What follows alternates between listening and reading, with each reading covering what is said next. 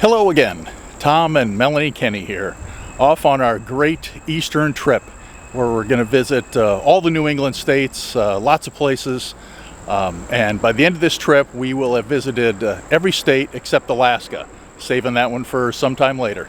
Our first stop is in Glen Echo, right outside of Washington, D.C. 1821 in northern Oxford, Massachusetts. She has 2 older brothers and 2 older sisters that are all at least 10 years older than she. She felt like she was raised by 6 adults. She's very smart. At the age of 3, she starts school. At the age of 11, she gets her first nursing experience. Her business never gets any formal nursing training. She does it all by doing. So at the age of 11, one of her brothers is up on a barn roof. He falls off and he gets injured severely. Doctors can't do anything for him. So Clara Barton sits by his side for 2 years, nursing him back to health. So much so, he ends up being an officer in the Union Army. So complete recovery, but it took 2 years of her care.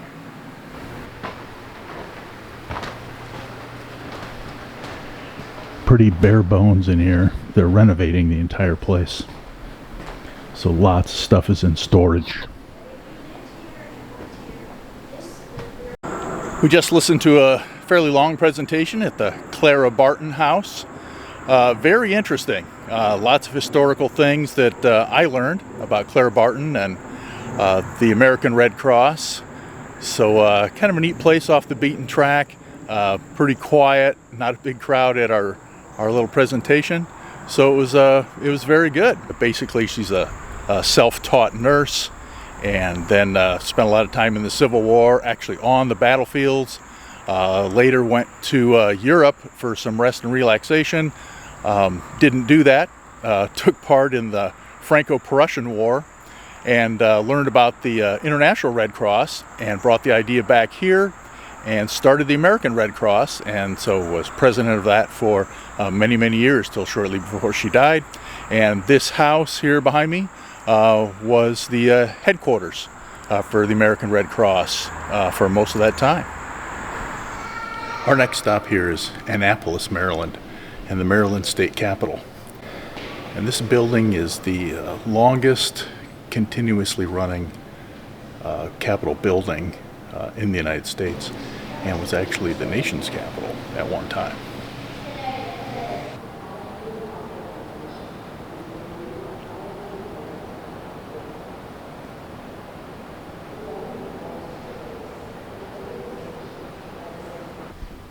Really quiet in here at 4 o'clock on a Friday afternoon. Hardly anybody in here at all. Tourists or, people working here. Statue of Frederick Douglass. We were trying to decide who's taller. I think he's got me by a couple inches. Also here, statue of Harriet Tubman. There's sort of a one-person outdoor concert going on across the street.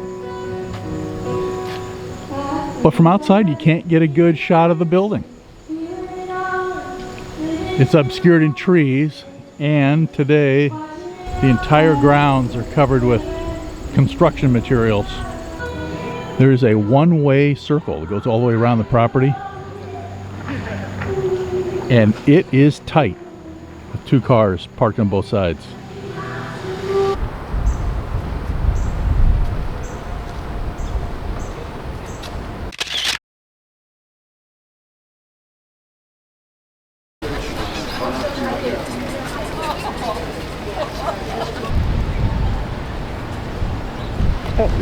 It's Saturday, September 14th, Rohoboth Beach in Delaware, one of the most popular beaches on the East Coast, and it is just packed for the middle of September. Kind of amazing.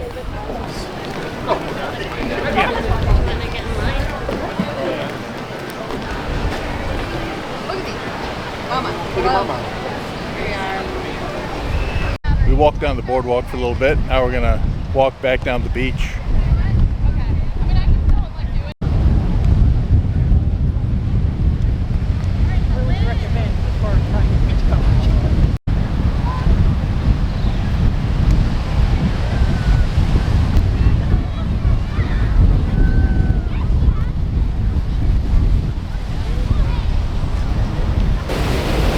Not many people in the water, but a few.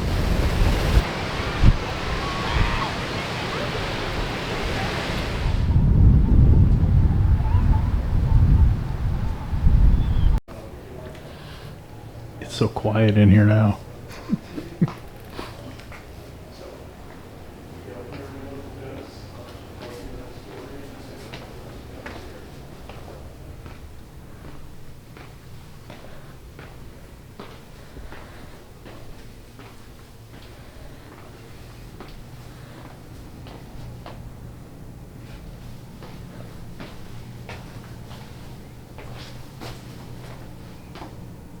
Gutting the working parts out of it and making a liquor cabinet out of it. Yeah. You see number 8? Yep. The other ones don't have doors on the back. I'm showing you the back.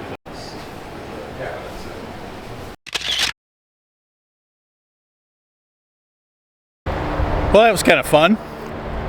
We were in there probably an hour and a half. Tiny little building. But our guide, Steve, inside, gave us the full scoop on, I'm not even going to try to mention everything about the gramophones and Victrolas and everything else that he talked about. But it really was pretty interesting. I actually got a lot out of it. And I told him at the end too, I said, it's fun to stop at places like this where I learn a lot about things that I didn't know that I wanted to know. So it was worth doing since we had plenty of time. We were in there almost all alone. When we went in there, it was just perfectly quiet and it was just us two. About a half a dozen people came in after us, but they didn't really kind of take the full tour like we did. And Steve, the guy we spoke to, he asked us how long we wanted to stay, and we said, we were thinking 15-20 minutes, and he was going to sort of gear his presentation to the amount of time that we were going to allow, but we just kind of kept hanging around, so he kept talking, and it sort of went on forever, but it was good. Nipper was used as the logo because it signified that the recordings were true enough to life. Because Nipper's owner had passed away and someone had the recording and they played it, and he jumped up on the table and was listening because he recognized his master's true voice. What are we doing? We're gonna go over to the old state house. Delaware is known as the first state because it was the first state to ratify the Constitution of the United States.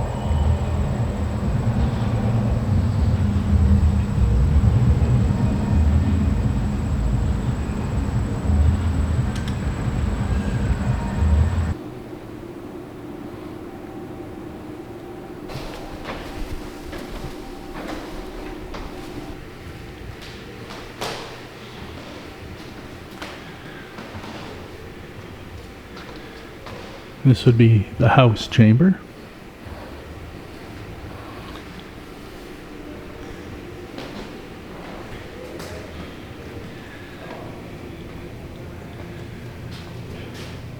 And the Senate chamber.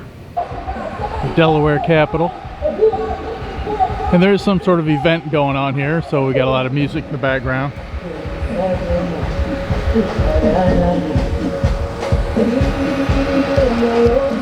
Although there's not necessarily that many people at the moment. At the moment we can't really decide what's the front and what's the back.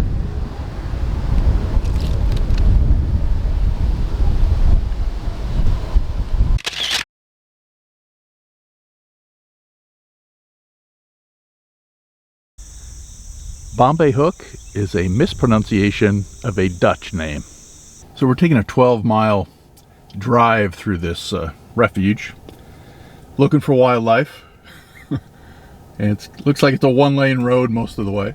But Melanie's taking a picture of a turtle walking down the road.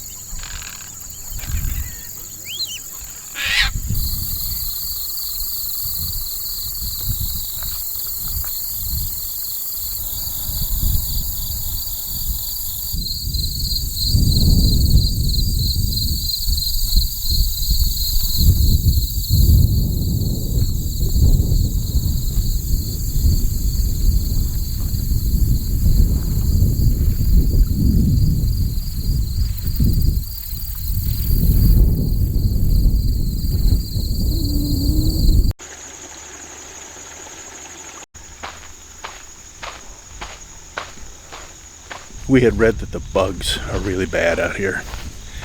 And there were signs at the visitor center that said the mosquitoes carry West Nile virus. So, not sure how much walking around we really want to do. We're going to check out the observation tower.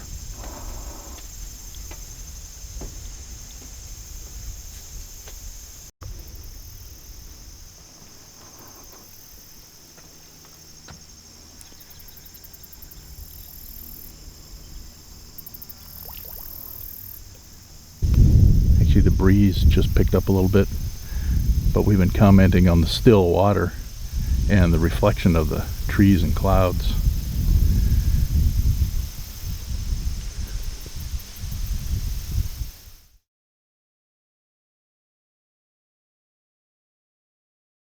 We noticed as we were driving in that we're one of the few people that do not have a 3-foot long, 8-inch diameter lens on their camera.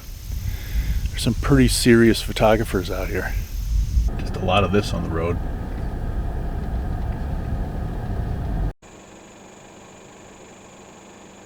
Just thought this was interesting.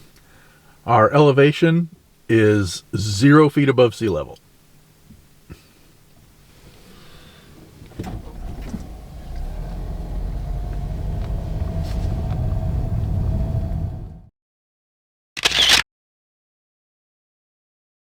Monday, September 16th now, Hartford, Connecticut, near the Capitol building.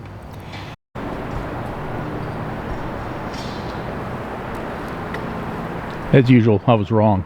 Public entrance is all the way on the other side of the building. I never know what is exactly the front of these buildings. I'd kind of say this is the front.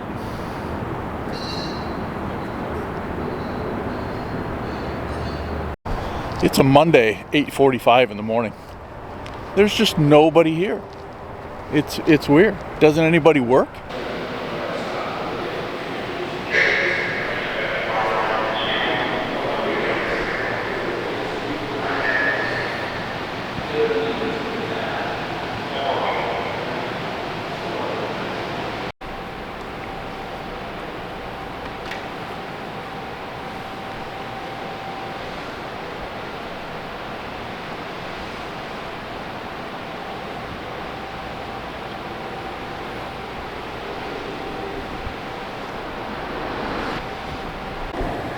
This is just a little weird to be on a weekday, Monday morning. Nobody's in here. The security guards didn't seem to care much about anything. One of the guards said, you can take a tour if you want, but I don't know if it's worth it. You can just walk around, do whatever you want. He goes, if you want the tour, you can go down these escalators, but the escalators aren't even on. And it's just like weird, quiet. We did decide that this is normally the main public entrance, but not at the moment. I assume because they're doing a lot of construction around the outside.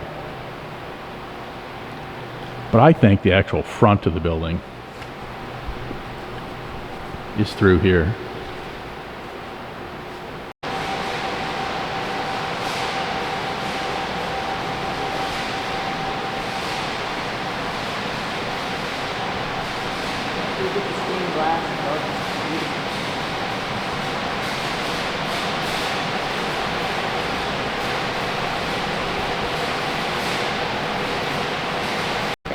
This is a brass and marble fountain that was used in the 1800s to gather water for the legislators' horses.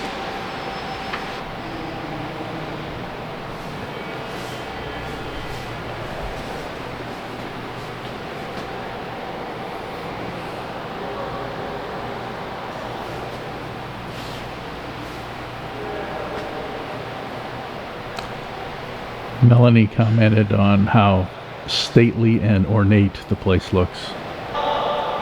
Even the garbage cans are gold-plated.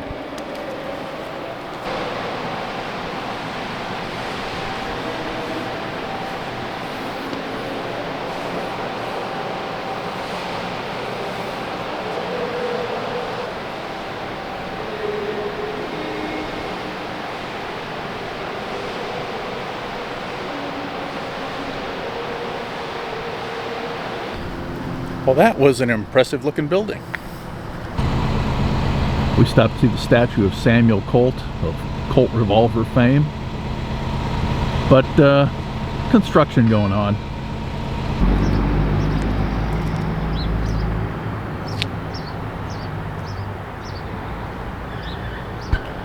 This is the site of the former Colt factory.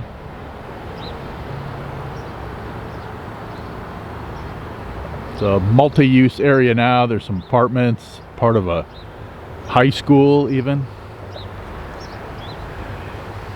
Not used as any kind of manufacturing factory anymore.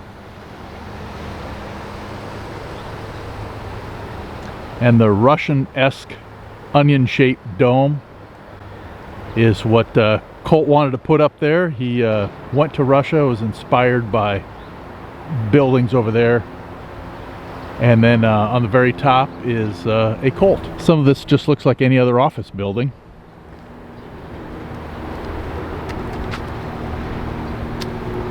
But parts of it are pretty shabby. Providence, Rhode Island now. And as usual, there's some construction going on.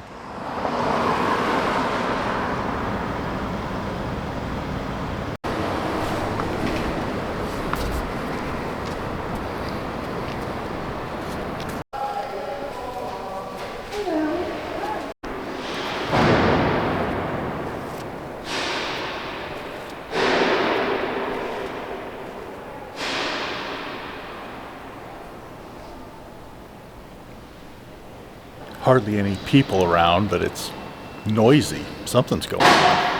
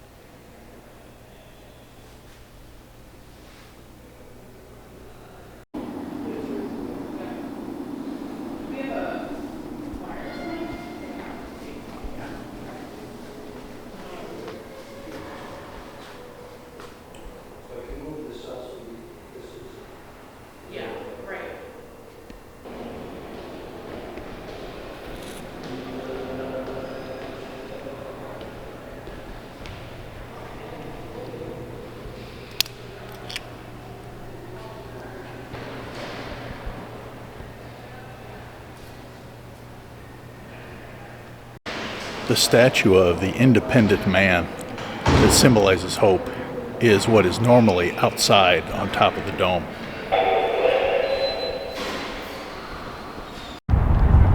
Just got done with a volleyball game on the lawn at the State House. Reminds me a little bit of football on the State House lawn in Kentucky.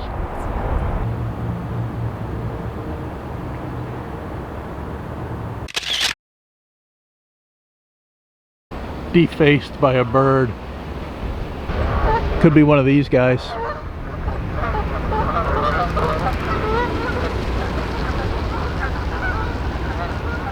Okay, while we were inside, we spoke to a lady that worked in the governor's office, and she told us that there are actually people that travel around the country looking at all the state houses in every state. I said, what?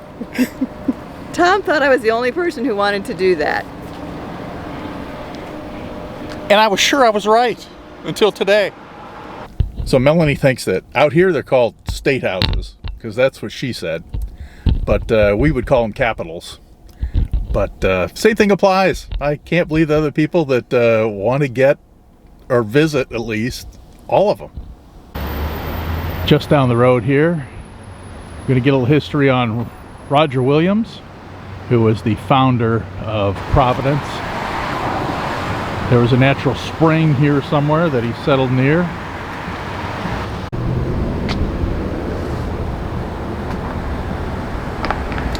There's a whole park here. So the spring is actually still here, just underground here somewhere. We were told that you haven't seen anything in Rhode Island until you come down to the coast. So that's where we come. We're in Newport, just walking around.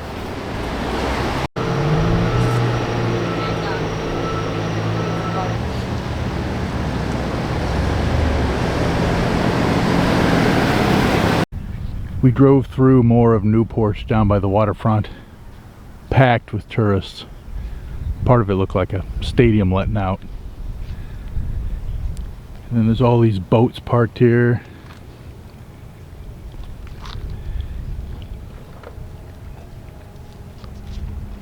And then out this way is the Newport Bridge that we came across to get here, and a couple of big cruise ships out there. Okay, that sign says Castle Hill Lighthouse. That's where we're headed.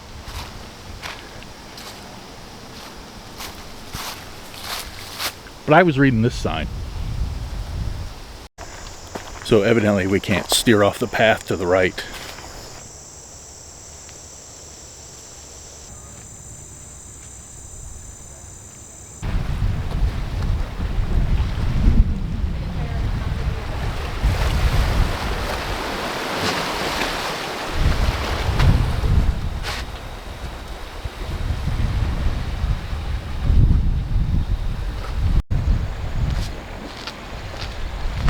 I just expected it to be taller.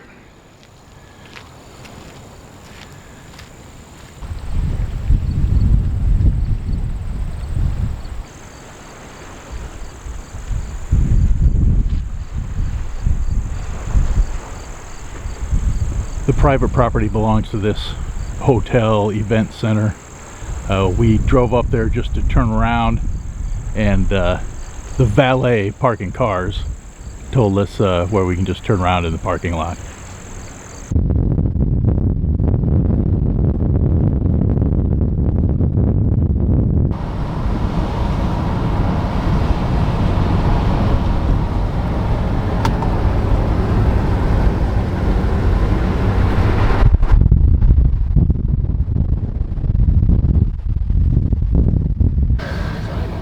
Narrow streets.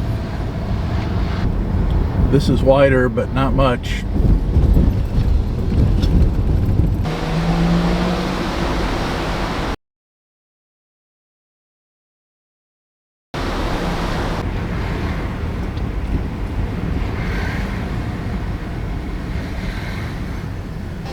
Dead or alive.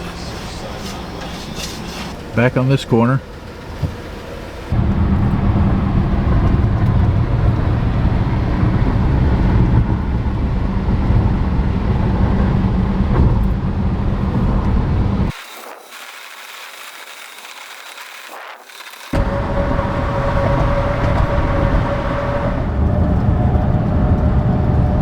Bridge looked a lot steeper coming up the other way.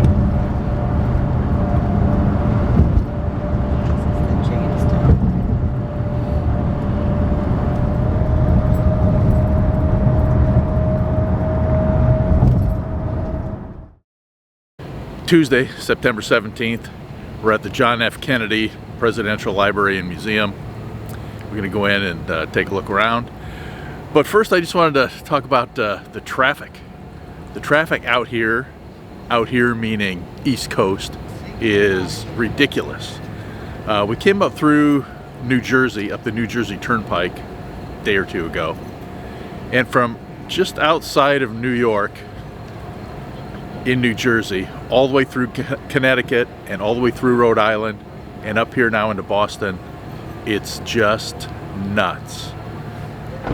Lots of times, 4 lanes of traffic, either flying at 60 miles an hour and then slamming to a stop, or just bumper to bumper at 10 miles an hour. It takes forever to get anywhere. We're going to take a tour and then maybe wander around by ourselves afterwards. Pulled up and went and looked over in England, in the United Kingdom. So JFK would go back. The Kennedys were a family of 9 kids. And John F. Kennedy was always in competition with his older brother because his dad loved the older brother. But Jack, John F. Kennedy, published a book right after he got out of college and then became a war hero. which was kind of unusual for the two kids, evidently, according to the dad. And then the older brother eventually died during the war in more or less an accident. And John F. Kennedy never thought he'd get into politics. The dad thought the older brother would. The doors for Theater 2 will be opening in 30 seconds. Turned out different. Their boat PT-109 was destroyed and sunk. And then he saved nearly everybody by swimming them to shore on islands.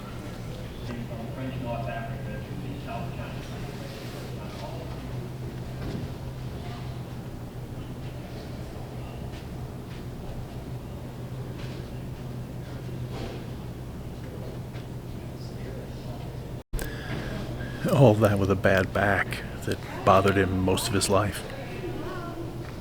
To prevent the Japanese from supplying their bases where they had units of troops in all those islands.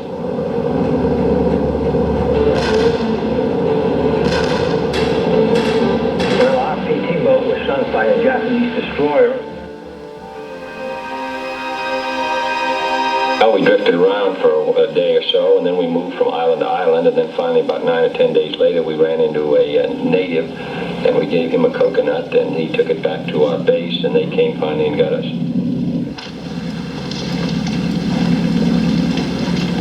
Well, I never wanted to be in politics until really almost the time I ran. I was always interested in writing. I wanted to teach for a while, so that really the war changed my life, and I suppose if it hadn't been for that and what happened then, I suppose I would have gone on with my original plans. Who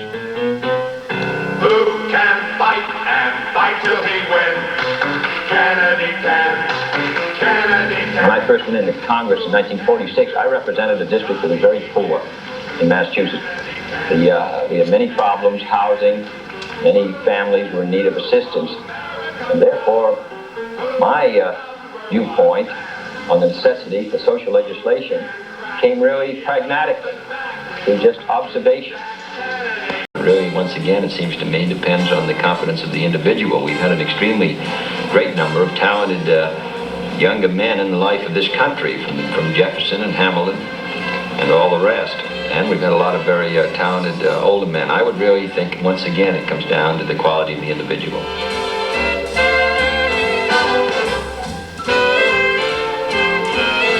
Are you simply swamped by invitations from Washington hostesses? I mean, you're a single man and a senator. That must make you most eligible. Well, you would think so, Holly, but nothing seems to happen. Life goes on about the same as always. Well, I met her 3 years ago at a dinner in Washington. She used to be the inquiring photographer for the Times Herald at that time. Was it a case of love at first sight? Well, I don't know. But, I don't know how you describe those, but anyway, I was very interested.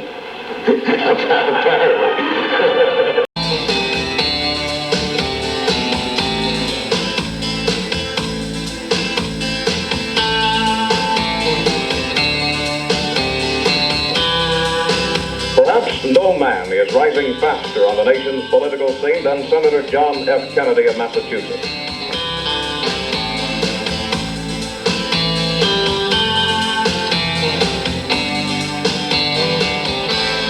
I am today announcing my candidacy for the presidency of the United States. The Kennedy Campaign Organization has named its battleground for the presidential nomination, the primary. A substantial victory for Kennedy in Wisconsin, and the experts say his bandwagon is on its way. And I can assure you that if I'm successful here, I shall go to Los Angeles in hopes of being nominated. And if I am nominated, I shall go to the American people.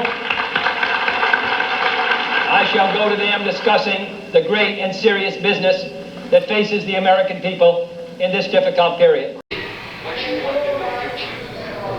A lot on the Nixon-Kennedy debates. Nixon wore a light suit that blended into the background to look bad on TV. He also just looked tired and hadn't shaved. Kennedy spent more time talking into the camera, as if he's talking to the people that are watching on television. That came across looking a lot better.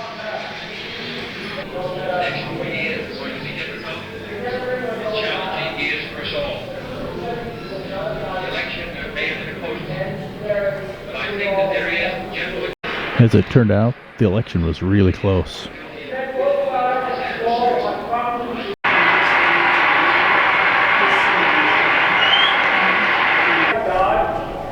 The same almost our forebears prescribed nearly a century and 3/4 ago.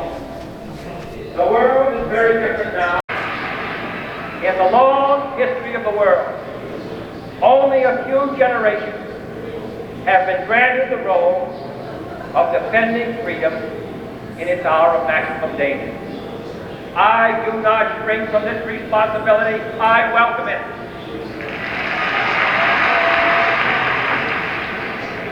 I do not believe that any of us would exchange places with any other people or any other generation. The energy, the faith, the devotion which we bring to this endeavor will light our country and all who serve it. And the glow from that fire can truly light the world. And so, my fellow Americans, ask not what your country can do for you, ask what you can do for your country.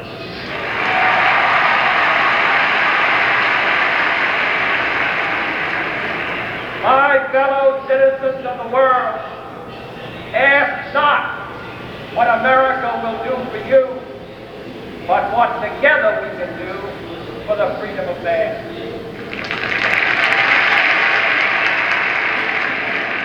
Finally, whether you are citizens of America or citizens of the world, ask of us here the same high standard of strength and sacrifice which we ask of you. With a good conscience, our only sure reward, with history the final judge of our deeds, let us go forth to lead the land we love, asking his blessing and his help, but knowing that here on earth, God's work must truly be our own.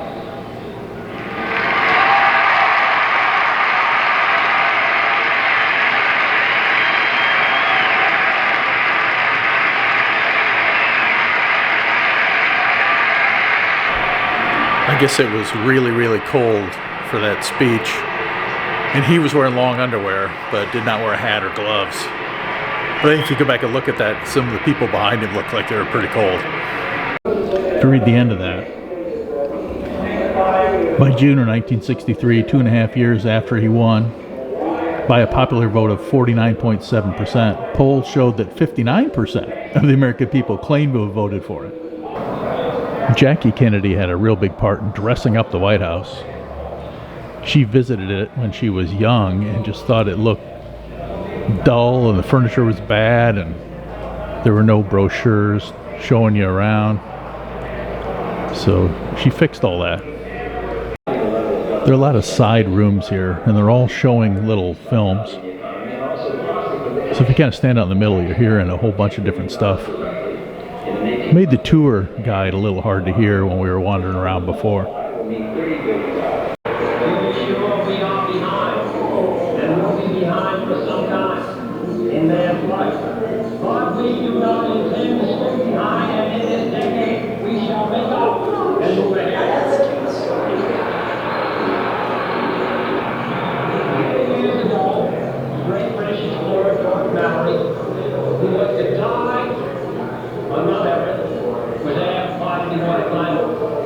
He said we're coming to the space of it, and we're going to climb it.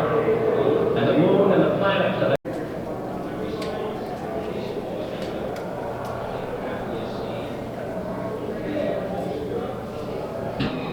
More on Jackie Kennedy here.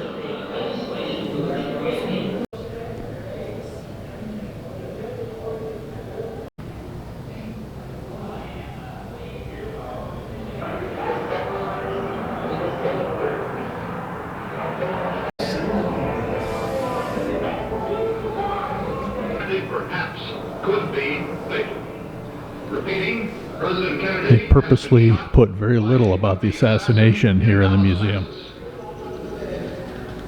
celebrating his life more than talking about his death. Texas, the flash, apparently official, President Kennedy died at 1 p.m. Central Standard Time. To the Holy Spirit, which A little bit about the Peace Corps that started under Kennedy. about the contribution which we can make to our country.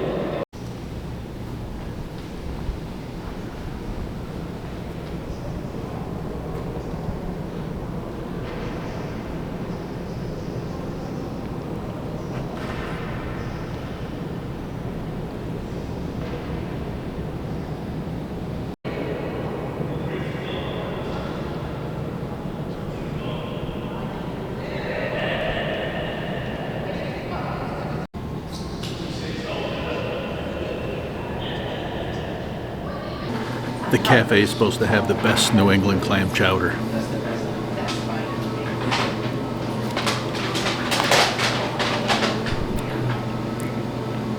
Pretty good.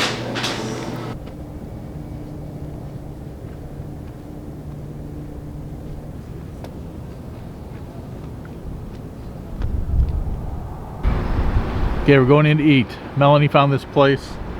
It's supposed to have great warm lobster rolls and lobster bisque. Wednesday, September 18th, the middle of Boston. We're going to spend all day walking around Boston, following the Freedom Trail. As soon as Melanie gets her phone to work and we can kind of figure out exactly where we are. Okay, we're sort of getting used to driving the bumper to bumper Boston traffic.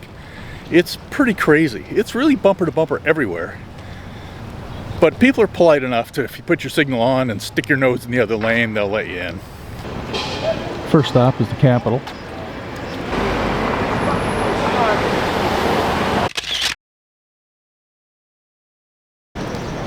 It's really obvious there are just groups of tourists everywhere.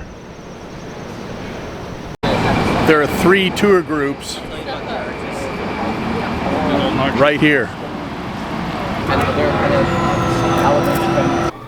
Even the elevators look nice here. Second floor.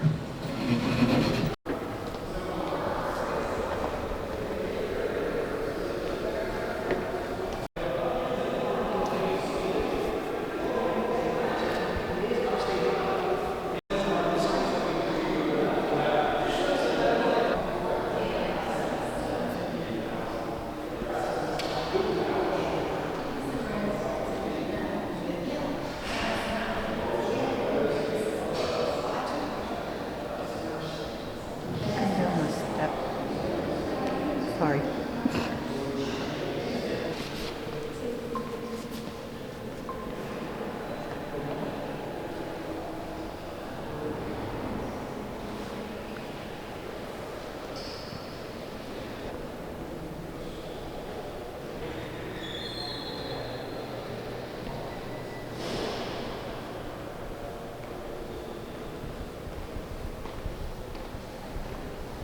Here we have flags from every town in Massachusetts.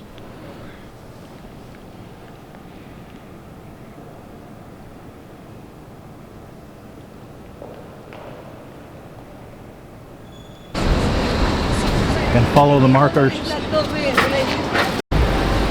Typical downtown Boston traffic.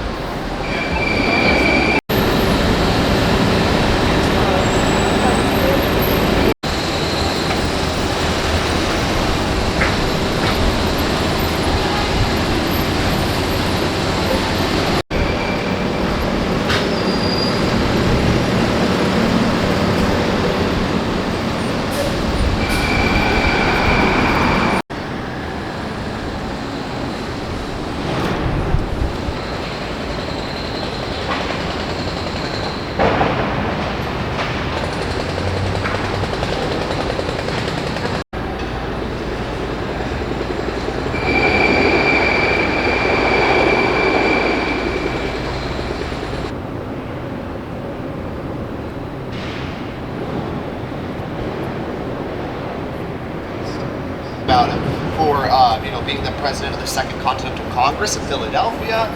You might John Hancock's grave. One of the first first governor of Massachusetts, but when we talk about him today, I want you guys to think about him as this businessman, this guy who's helping from the financial end. He's also involved in the politics of things. The big one in the middle is actually Benjamin Franklin's parents.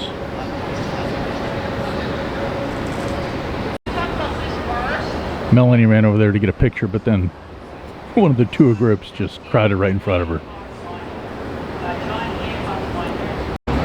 Get another group here. Another group here. Yet another group over here.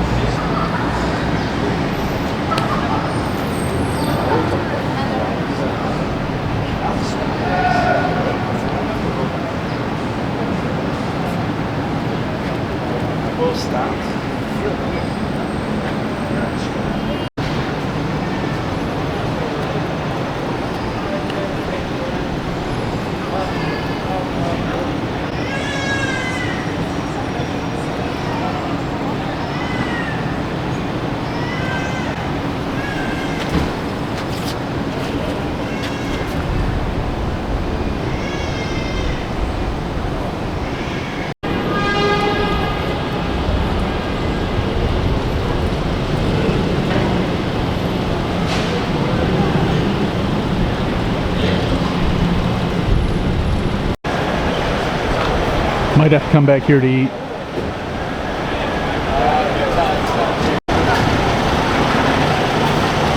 Nearly impossible to maneuver a semi around here.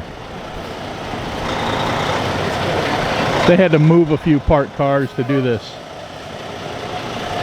The police are here to get involved.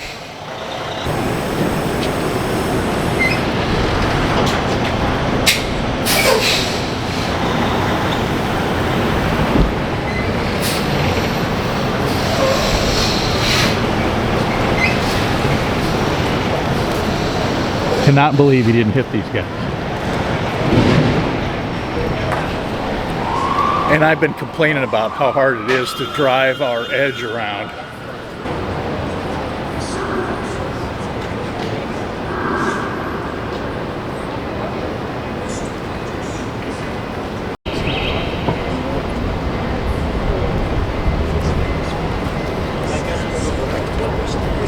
The old State House is the oldest public building in Boston. Also the site of the Boston Massacre.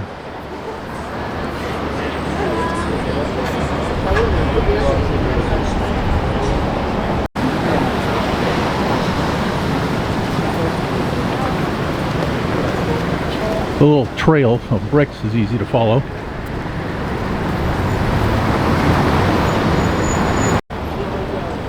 Check out the visitor center. This is more like an original Boston street.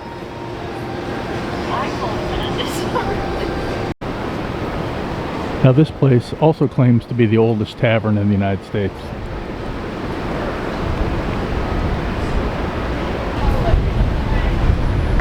So we don't really know whether this one behind me or the one in Newport, Rhode Island is the oldest tavern in America.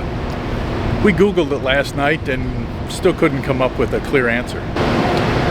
As best as we can figure, this is the oldest continuously run tavern, but the other one is the oldest tavern building. So what's it say? Ladies were not permitted entry until the late 1960s. Kind of a creepy looking alley down to Dirty Nellie's.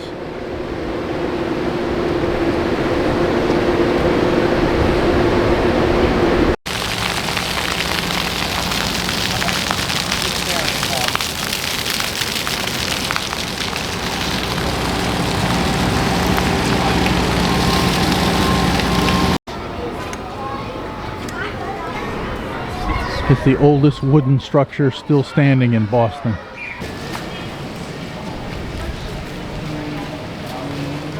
Heading to the Old North Church, where 2 lanterns are placed to signify that the British were coming by sea.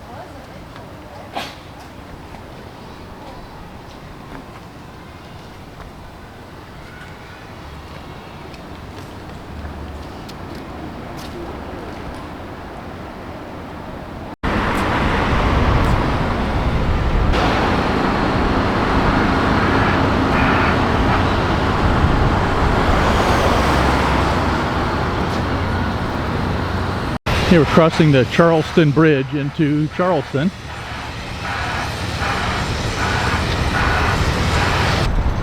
Just looking back at Boston.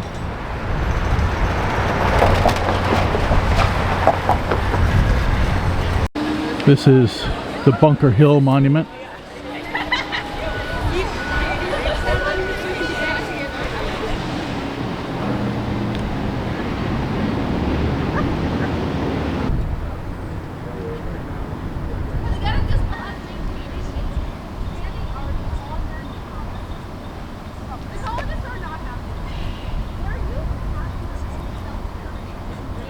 The sign noted the British won the battle and the colonists had to retreat. But what really happened, evidently, is the colonists ran out of ammunition and then had to retreat. Okay, we're going up. Steps are sort of numbered for you. Made it to 10.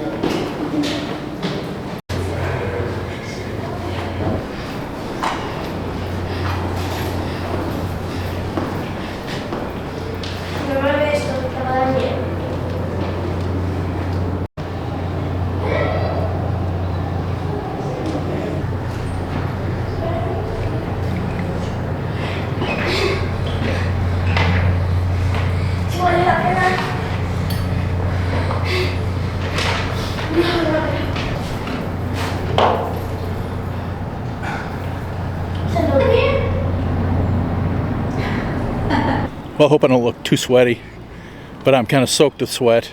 It was hot in there, as well as being nearly 300 steps up. But we made it. On the way up, my Fitbit hit 10,000 steps, and we're about as far away from the car as we can get. So I'll be anxious to see how many we have at the end of today. Yeah, I didn't know that you could walk up into that. Melanie evidently knew. I knew. I'm glad she didn't tell me, because otherwise I would have been fretting it all the way over here, because I knew we were getting close to 10,000 steps as we were walking. But once we got there, I thought, I can't get all the way here and not go up. So I'm glad we did. We did it! Well, I'm heading over to the USS Constitution to take a look around. It is a federal site. You cannot get out here without a photo ID, and Melanie left hers in the car on purpose. Didn't think we'd need it. So I'm going in alone, because they definitely would not let her in.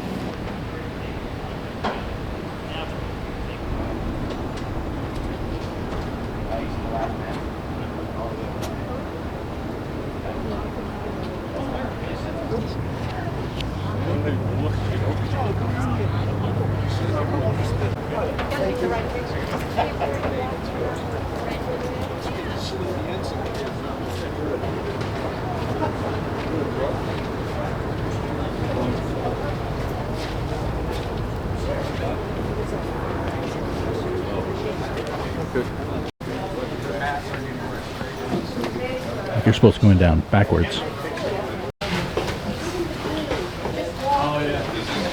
Gotta watch your head there.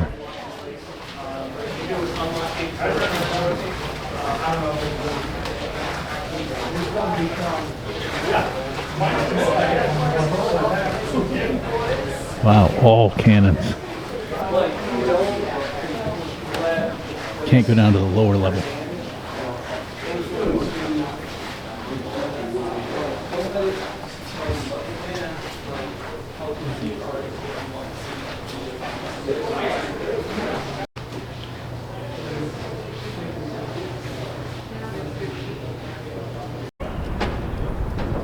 I counted 13 cannons on the upper deck and 24 on that lower deck.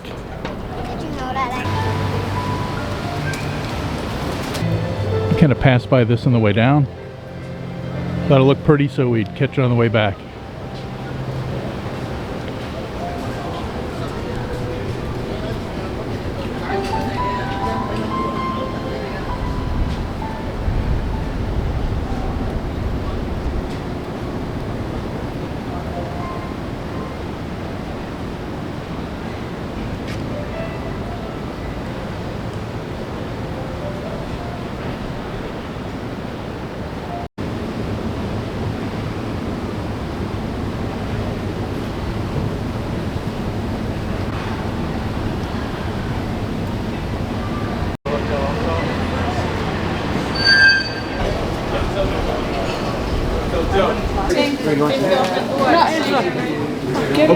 He's the owner right there. Angela, oh, that's okay.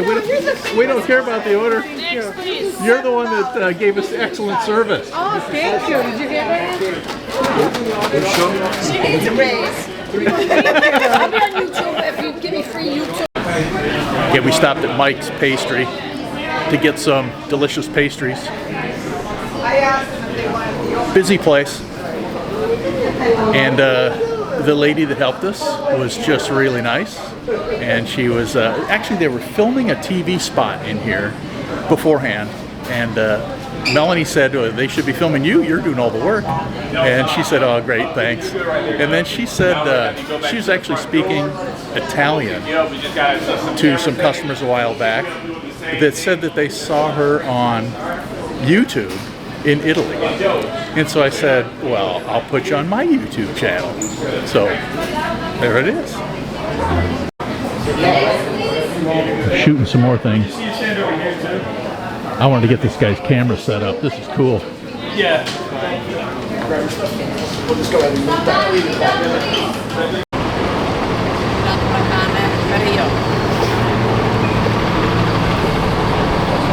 Just more walking on the way back.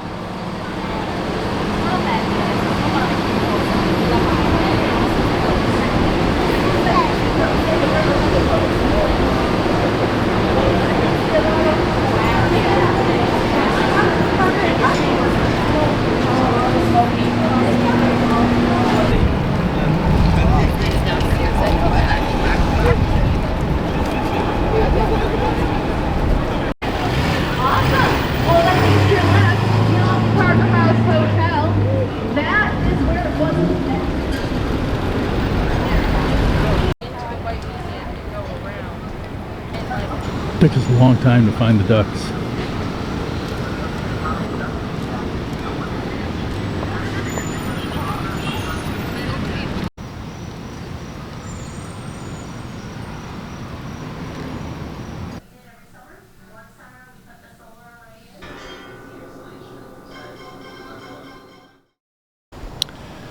Thursday, September 19th, we're at the John F. Kennedy Historical Site. This house is his birthplace. And it took forever to get here. We took a couple wrong turns, had trouble following the GPS. It was just sort of a disaster. But we're still here a few minutes early for the tour, so it worked out okay.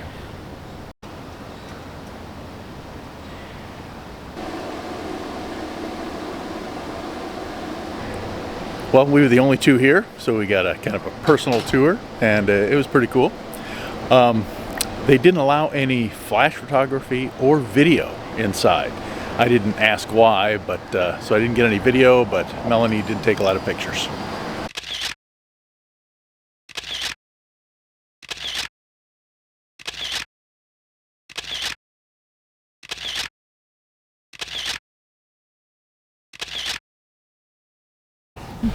They're all over the place. That's really odd. Made it to the state capitol in Concord, New Hampshire, and really glad to be out of that Boston traffic.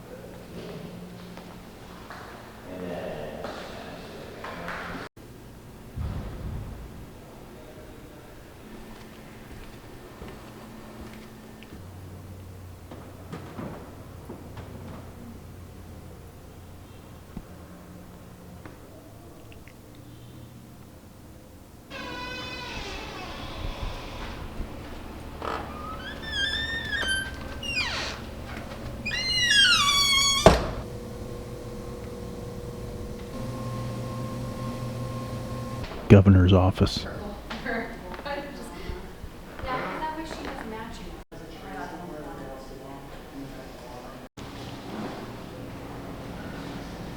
The painting depicts Pickett's charge at Gettysburg, but I wanted to point this out.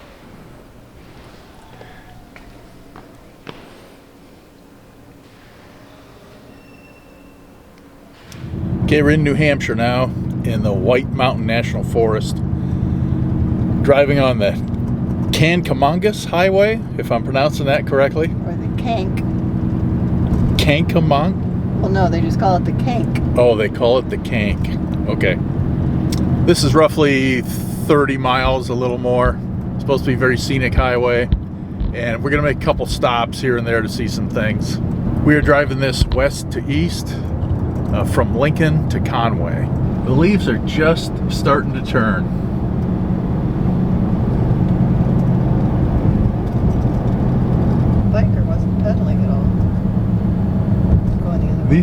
These are one of these roads where well, now it looks like we're kind of, it still looks like we're going downhill. I don't know if the camera can really tell that, but our elevation is climbing.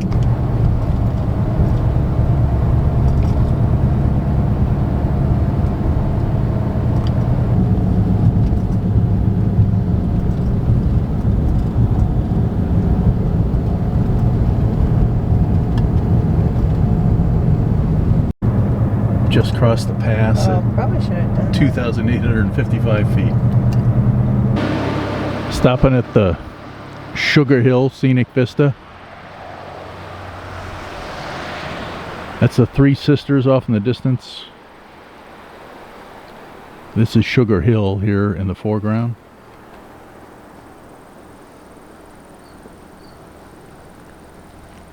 And that is Green's Cliff.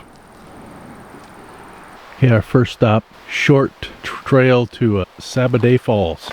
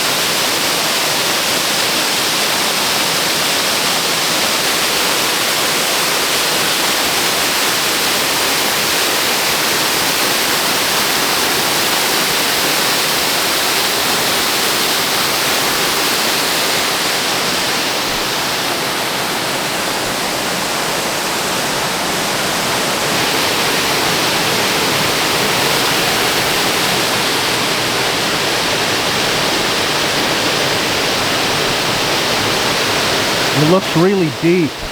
This looks deep too, but there are several signs that say no swimming within 500 feet of the falls. Either direction. Down the road just a couple miles to Rocky Gorge. No cliff jumping allowed.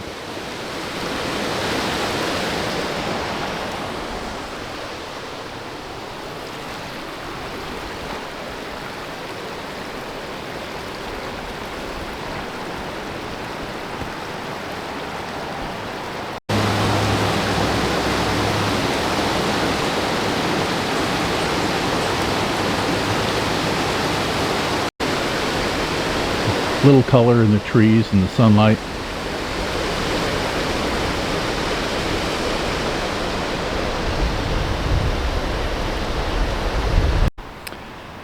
At the end of the highway in the town of Conway now, and there are a bunch of covered bridges in the area, and here's one of them.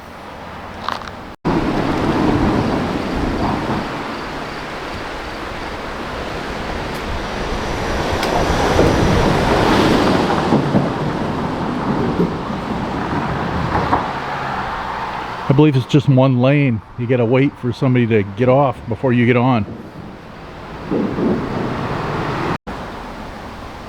Nice little park and beach area here. It really rumbles when cars go across. All right, not that much.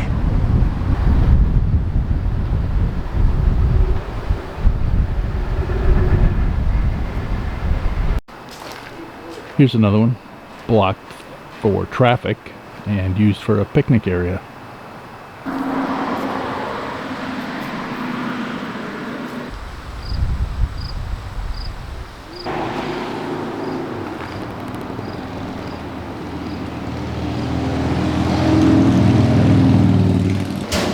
Last stop of the day, we're going down to Diana's Baths.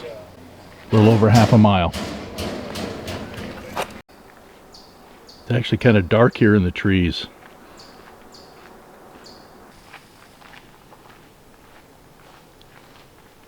This is a series of cascades and pools that have been known about for a long time. And in probably the 1860s, it became known as Diana's Baths.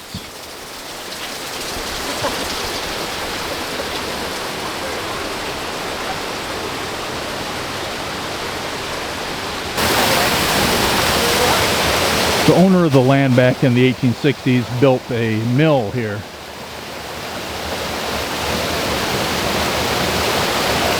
Which is rebuilt later with cement as opposed to just wood. I'd like to see it in the spring. This is probably a giant waterfall.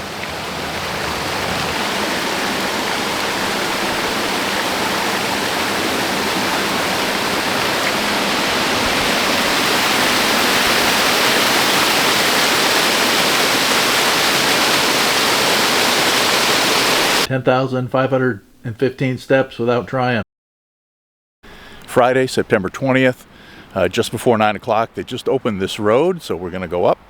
This is the auto road that goes up Mount Washington, which is probably the highest point in the northeast United States. And it's several miles of a long, windy road. If you can read the sign there behind me. So it should be a lot of fun. It is cool and cloudy and foggy out here right now, so I'm not sure what the views are going to look like at the top, which is up about a little over 6,200 feet. We're at about 1,500 feet right now. But the top of the mountain here is really most famous for its ridiculous weather. And I think it still holds the record for the highest wind speed ever recorded of 230 some miles per hour. So it can be really wild up at the top. I don't think it'll be like that today, but we'll see. And we'll have Melanie driving the way up, so I can stick the camera out the window and see what we get. So we're officially at 1,565 feet here, and it's 8 miles to the top. I don't know how it looks on the camera, but the road is really steep. We're listening to an audio tour on the way up, And the first part here really talked about don't burn out your brakes on the way down and use the lowest gear.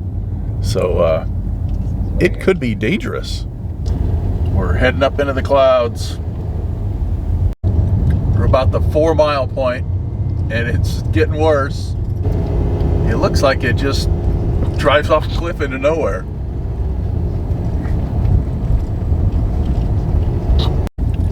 I think the camera picks this up better than it is in real life, because we can't see more than about 3 car lengths in front of us. And in fact, if that yellow line was not there, we couldn't see anything.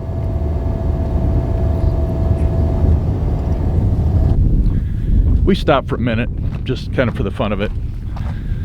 Gonna walk out onto these rocks to see nothing.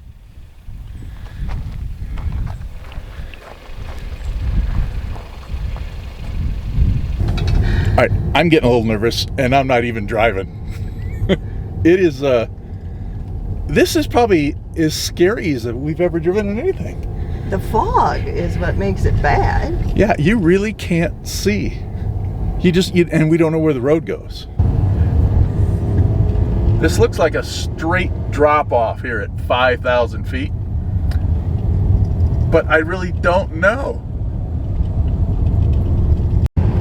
Are we getting high enough to where we might actually get above this? This is different. There's actually flat ground next to us. Sort of. But we're definitely above the tree line.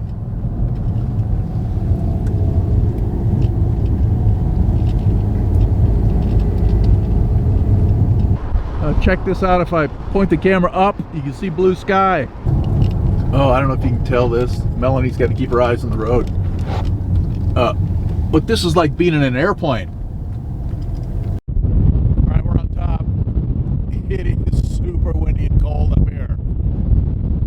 And I don't know what you can really see behind me there, but this thick fog keeps blowing over. Like, check this out. There are buildings right behind me, and you can see it clear as day a second ago. We're going to walk up there and show you what's up there.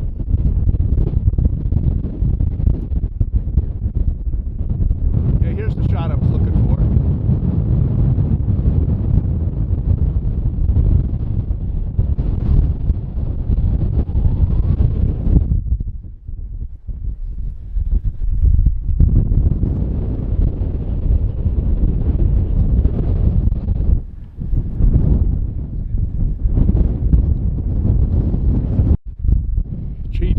Seconds. I couldn't see the tops of these towers right now.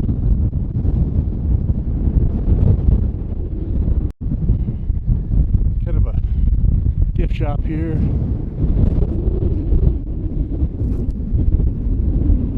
This is a really old building.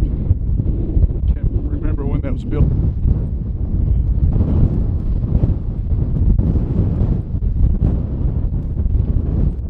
Summit of Mount Washington has all the extreme weather conditions as Mount Everest, other than the altitude. Safely inside now. Guess we could have taken the railway to the top. Part of this railroad goes up at over a 37% grade.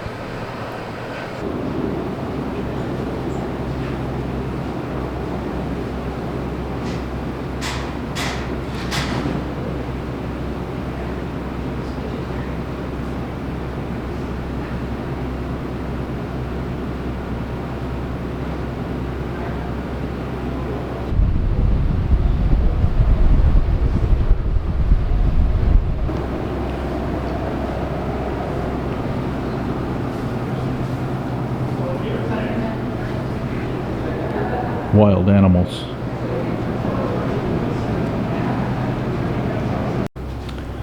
This is the view we're missing today.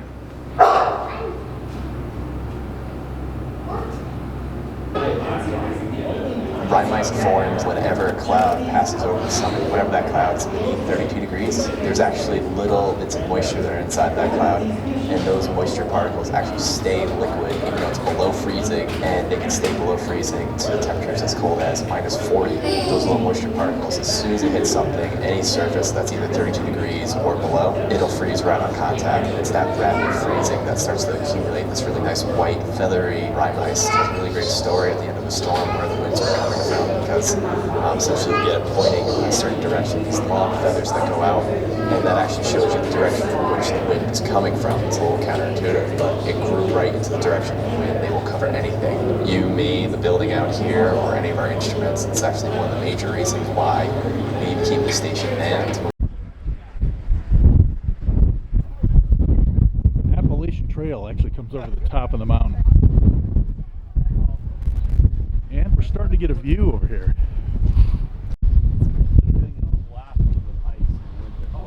Hey, I'm trying to see vertical and horizontal ice.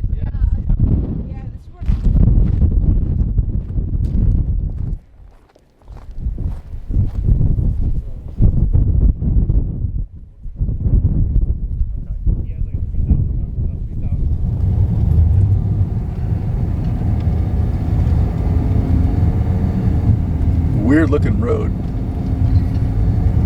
Oh, we can see it now. We couldn't see the road on the way up. Yeah, up here you couldn't see anything at all.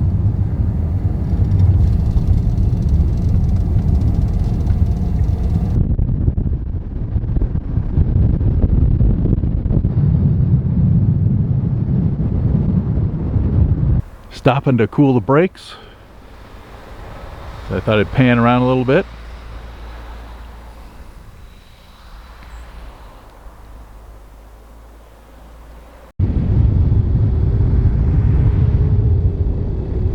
The road is wide enough for 2 cars, but we had a cliff like this on our right a minute ago and cars on our left, and it was pretty tight. There is some color here in the leaves.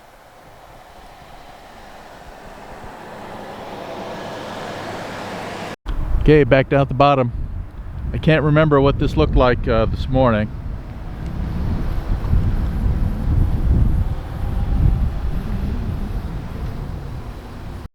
I think you can see more now, but I'm standing next to the car and I can smell our brakes. They're hot. We stopped several times on the way down for 3 or 4 minutes at a time to let them cool. I don't know if that was enough. And I'm not even sure up there in the clouds where the top of Mount Washington is, but I think it's over here. We're in Augusta now, in the Maine State House.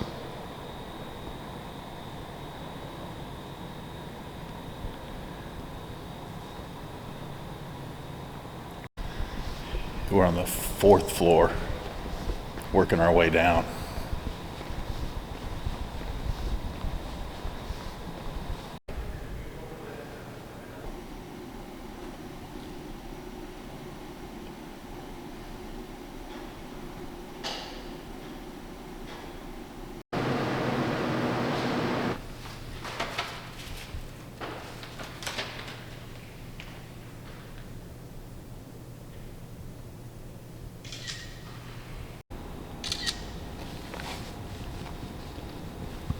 There are fossils in the floor.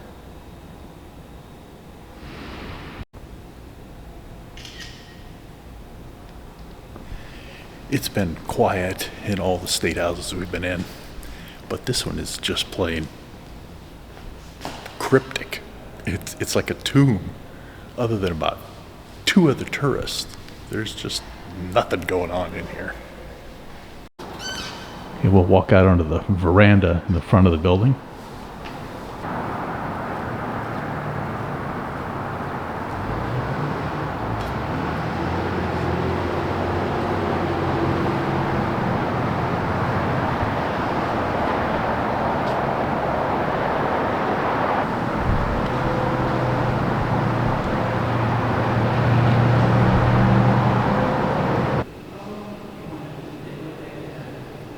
this is interesting. I just think this whole thing is made out of walnuts.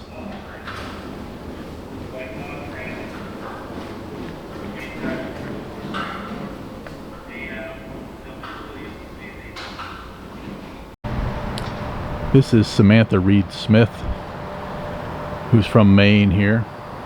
1982, at 10 years old, she wrote a letter to Yuri Andropov, the leader of the Soviet Union, asking what he was going to do about the Cold War and preventing real war.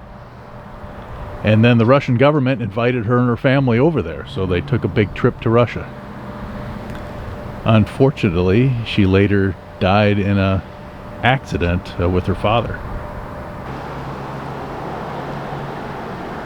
Notice the rocking chairs on the veranda.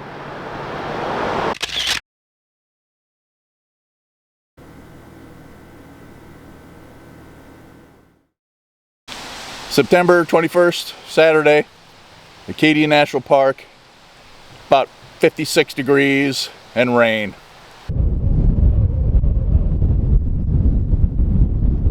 On top of Cadillac Mountain, looking down on Bar Harbor.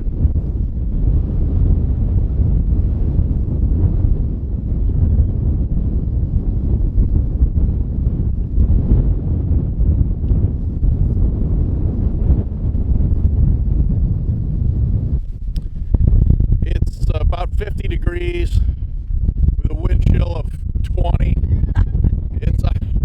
I can't believe I brought a lot of clothes just in preparation for this, and I needed them all.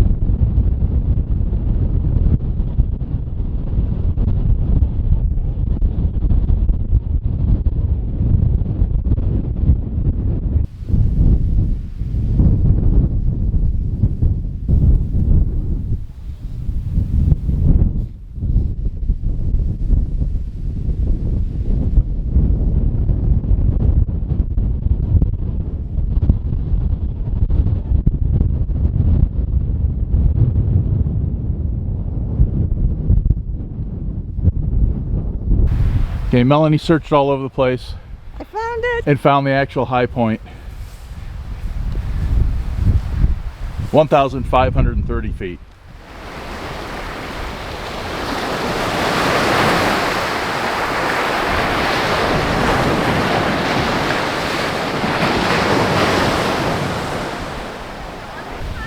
Sand Beach, really popular spot.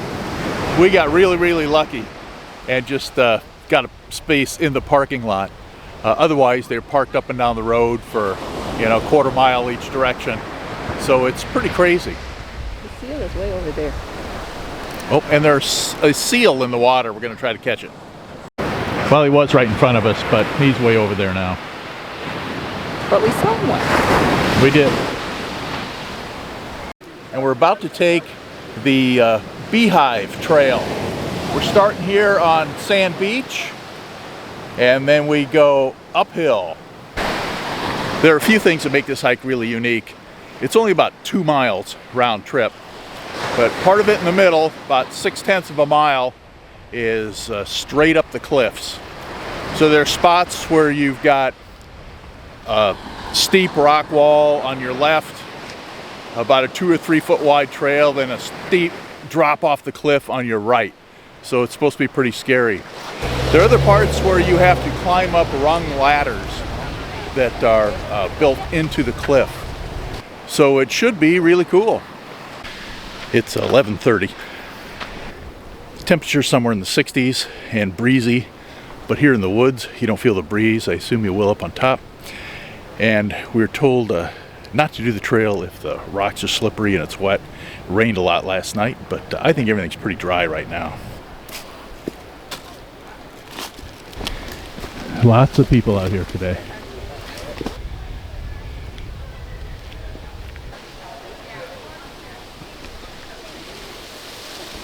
Did you see that?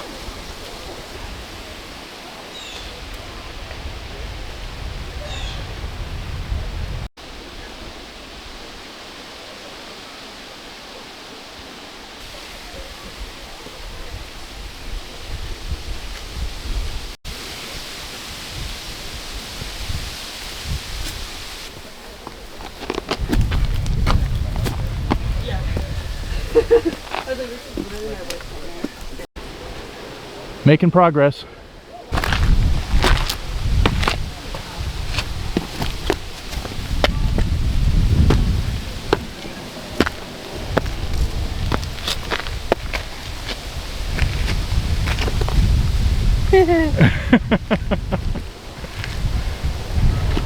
Fun so far, but we haven't gotten to any of the rung ladders or the couple spots where they had to sort of build a pathway.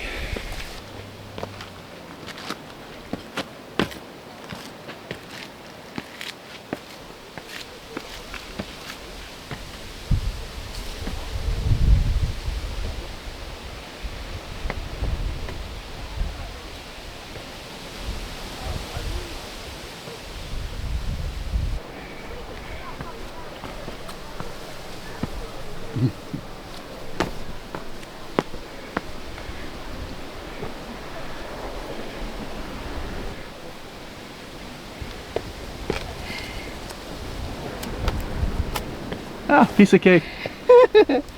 Couldn't tell my knees were shaking.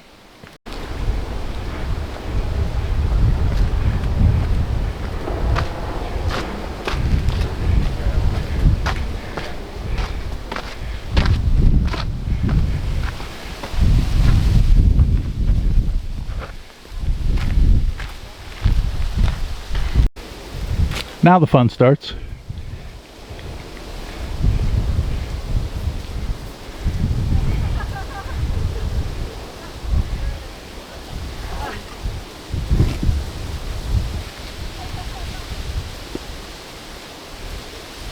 I'm not having fun. You got the next ones? Sure.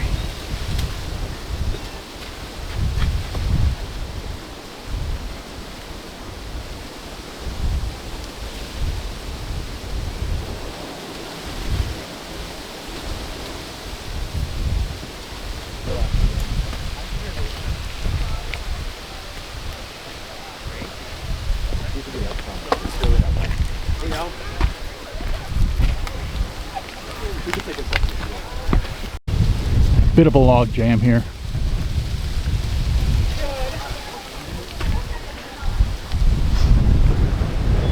I think this is some of the stuff you can see from the beach.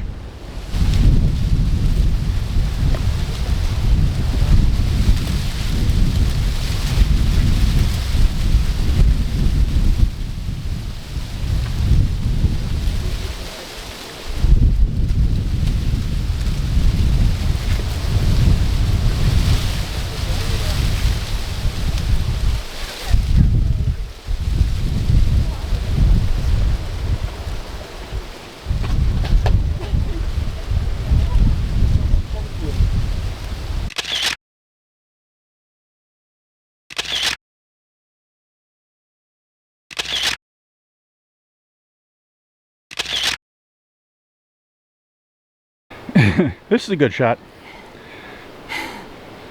Yeah.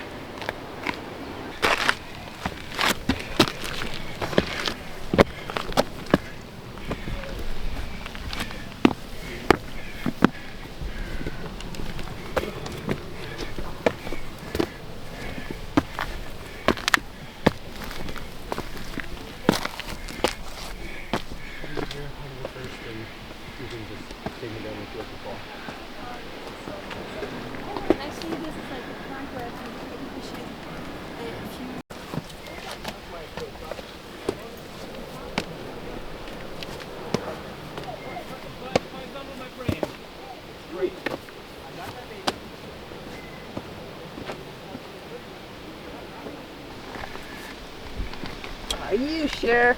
Yeah.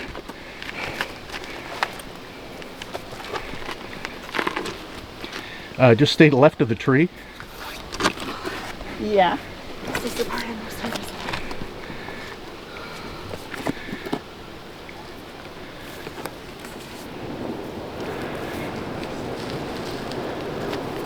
Where do I go when I get down here? Go up. Here I go up? Yep. Oh, yeah, sure.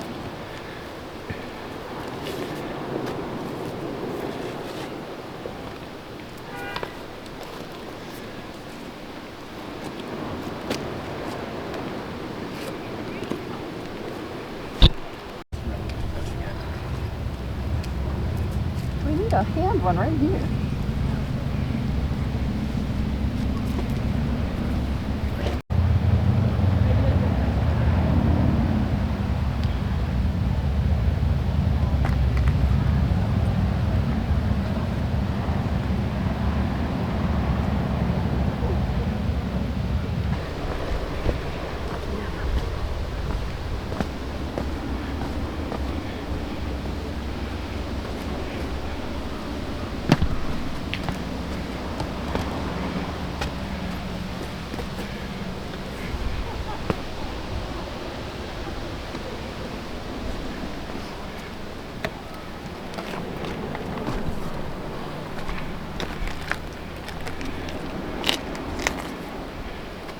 Oh yeah, we go up here. Where? Yep, Here? up there. Up here? Yep. Oh man. Yeah, definite dead end right here. Only way to go is up. My legs are not long enough for this.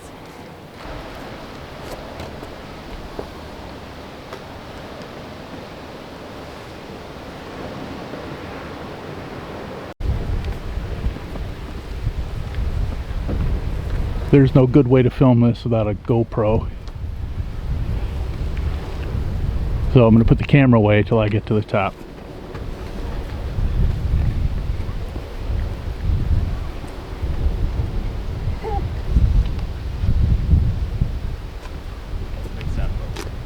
I feel like now I'm don't have any way to put my The steps are too long for Melanie, and it does take some upper body strength.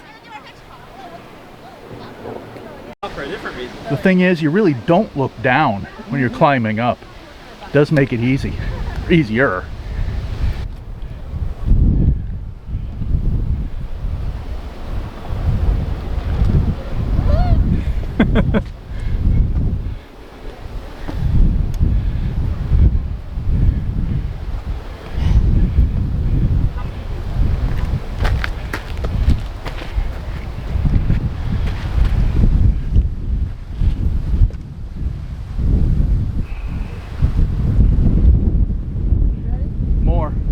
Going. It's okay. It's one of those. Melanie says it's very scary right there, and she wouldn't take the camera to film me going up it. Oh, it almost looks easy now. Or wait, see, will you take the one of the three of us? Yes, I will. And we'll do another selfie at the top. I think it's just like. I think so. 这个确实不能下去的。啊？这确实不能是吧？这确实不能下去。Pushing my backpack doesn't help. Both of you.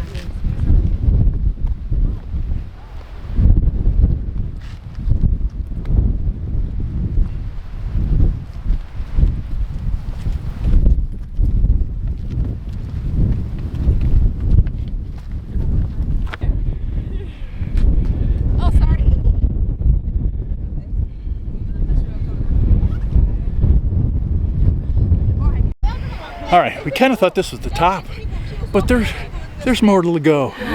But just a little rock scrambling through the trees. All the hard part's done.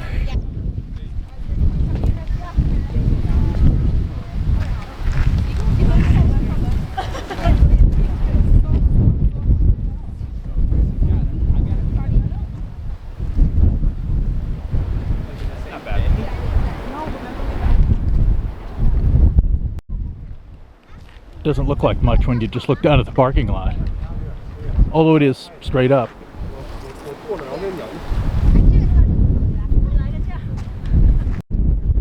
We really took our time, but that took us about an hour and 15 minutes or so.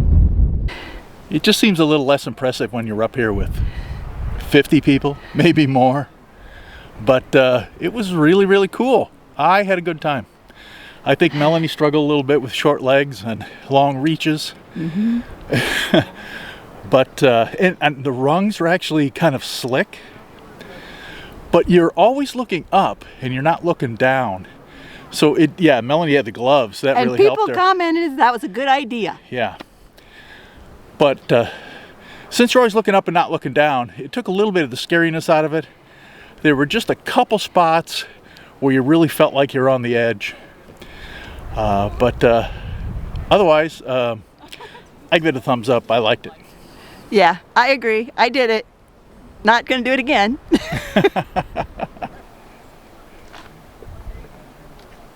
From the actual summit.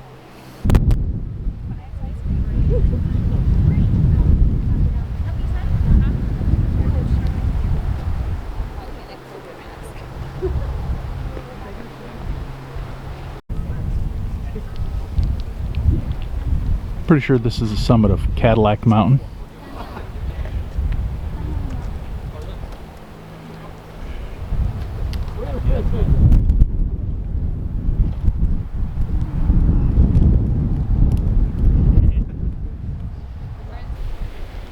The descent is a big loop. It kind of goes down the back of the mountain, so to speak.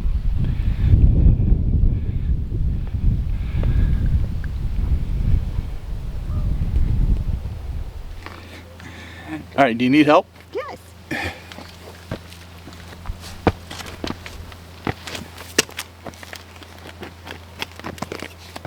There we go. Thank you.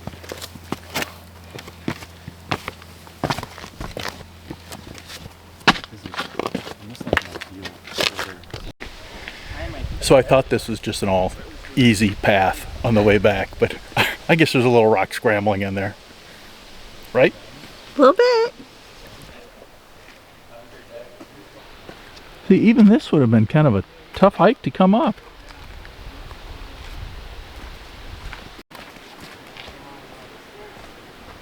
I was told this was an easy walk down. Yeah, definitely not an easy walk down. This is actually kind of hard. There isn't a level step anywhere, hardly, and a lot of sharp rocks, and it is just hard on the ankles, knees, and hips. Still a half a mile to the loop road.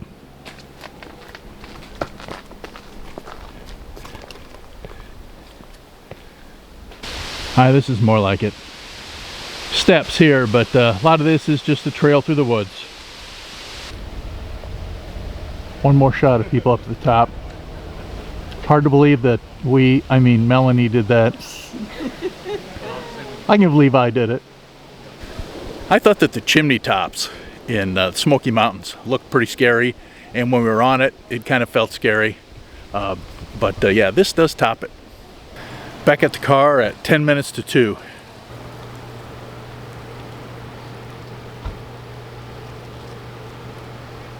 Just can't get enough shots of the people up on the Beehive just because we did it. But Melanie says she's glad she wore this bright yellow shirt so that you could either see her from here, or if she fell off and landed in the trees somewhere, my mangled body would be we could locate her mangled body. Oh, what a thought. Okay, now we're off to the Thunder Hole, 0.7 miles.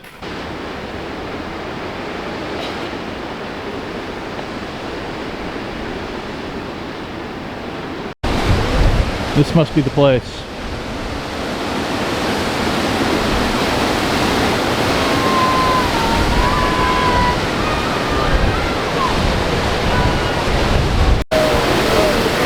Waiting for some big waves to come in here.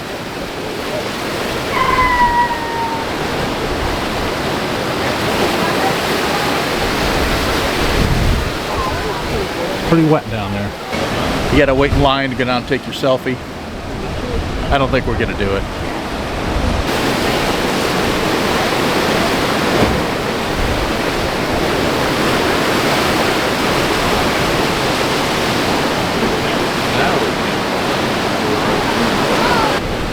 This seemed like a great spot just down the coast in Thunder Hole.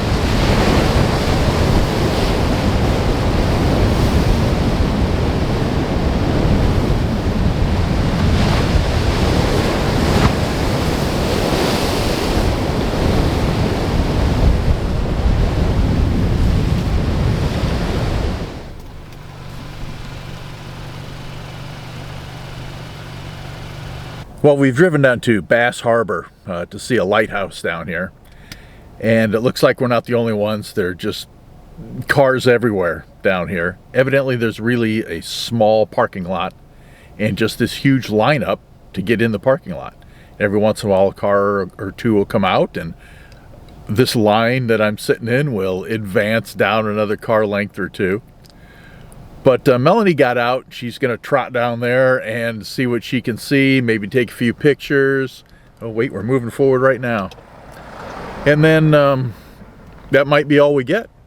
And then we'll just have to get out of this line and turn around. Although there's no shoulders on the road, there's kind of no way to turn around. So I don't know how we're going to do this. So what's the scoop? Well, okay, go forward.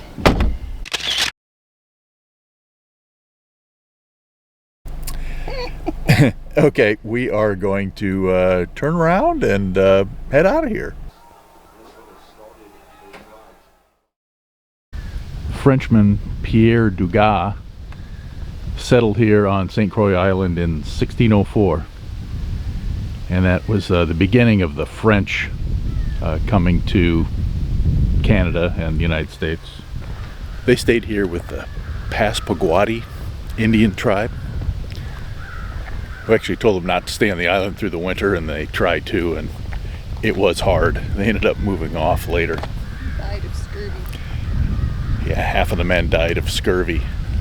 So this was the oldest European settlement in North America, north of St. Augustine, Florida, where the French had settled in the 1500s sometime.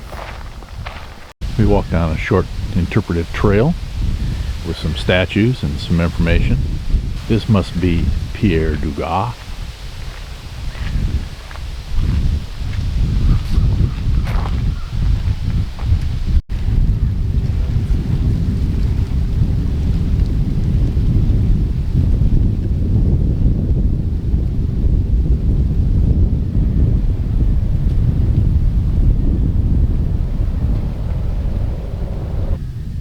We're noticing the pink granite in the rocks. All of Mount Desert Island, where Acadia is all made up of this pink granite.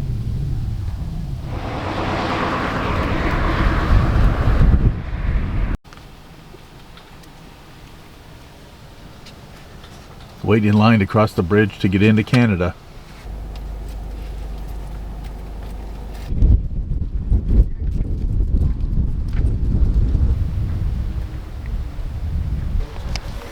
So President Franklin Delano Roosevelt spent a lot of time out here through his whole life, especially when he was little. And this cottage here behind us, big cottage, his family built. Franklin's mother actually gave Franklin and Eleanor this cottage as a wedding present.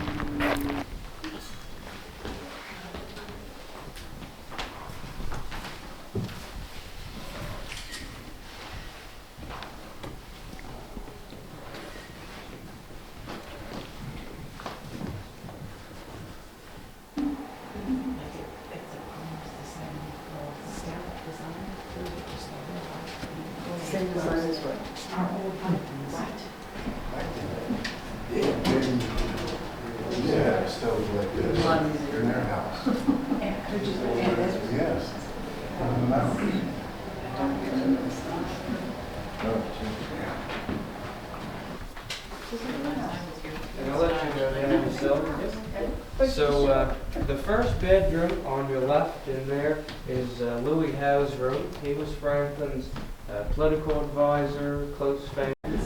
The staff had their back staircase here that went down into the laundry and kitchen.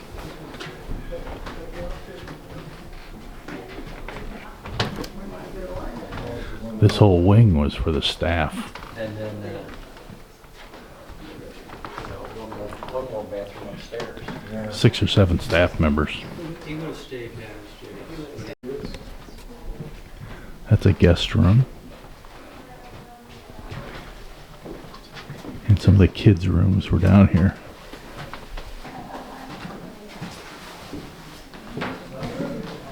tutor taught the kids 6 half days a week.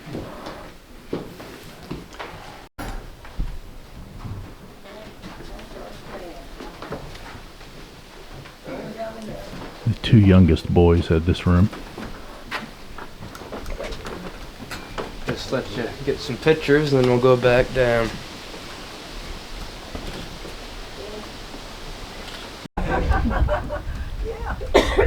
So if you are ready, we can go back in. I'll get you to take that from me, and I'll leave you back down. Yes, exactly. Except for one probably went a bad gig up here. Probably learned to sail.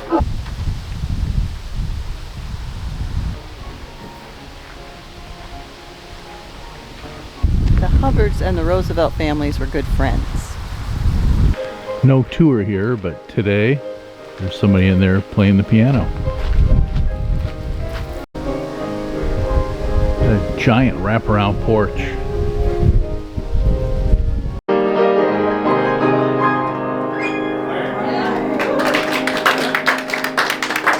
Thank you very much. So how's about another one? One more. One more.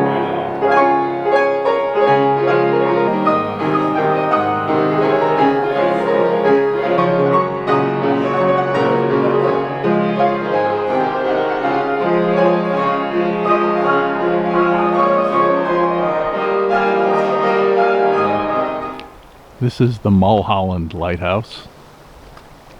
I sort of don't get this. The water is just moving really fast. I don't know if that's the tide coming in or going out, but this is the US over here.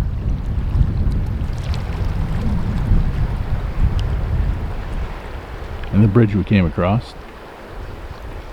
We're at the far northern tip of the island to look at another lighthouse.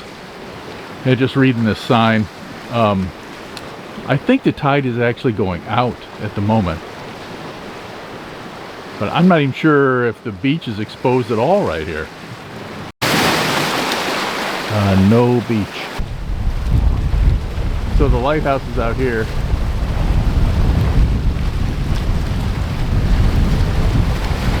But at the moment, we can't get to it.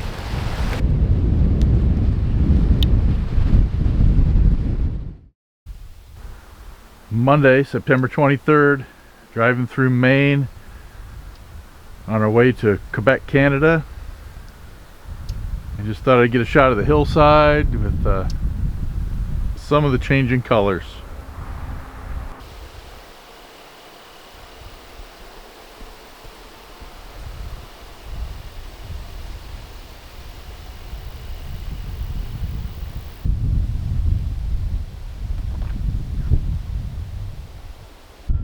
We're in Canada, in Quebec City. I think we missed a turn or two on the way in and had to drive through quite a bit of the town. It's actually a pretty town. Looks kind of cool. We're in the old town part here that's got really, really narrow streets and a lot of people. It's all kind of cool looking. But we're just going to look around, see what we can find. We have sort of a map and a little bit of what we want to do. So, let's go. People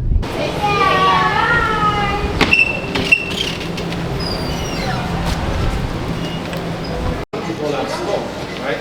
You know, the yellow fish stain on the wall. Same thing about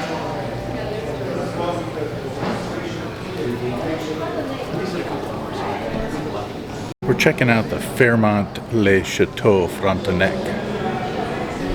Everything's written in French. So we're a little confused. This is the outside of the Fairmont, facing the river.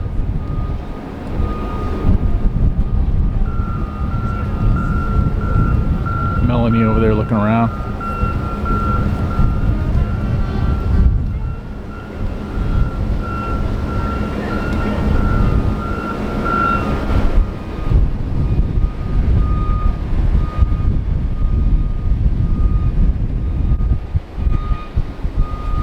Big boardwalk out here. It's kind of cool looking.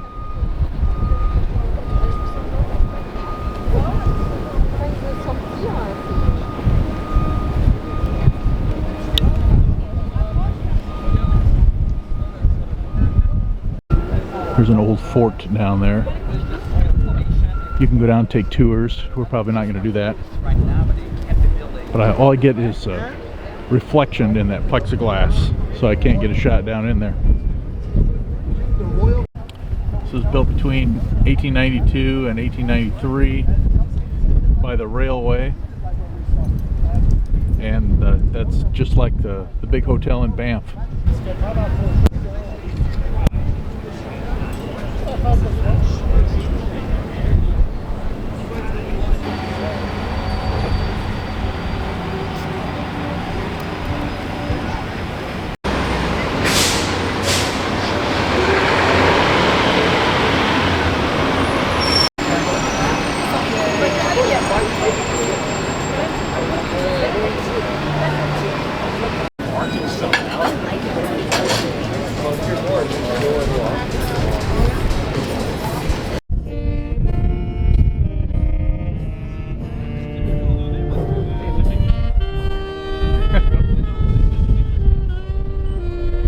Melanie likes the saxophonist. Yes.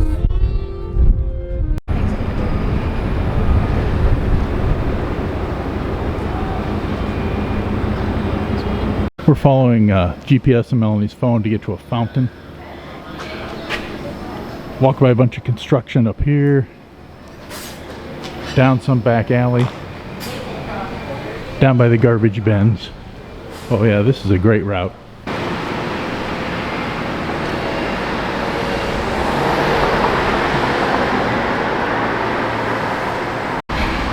We'll check out the Citadel on the way back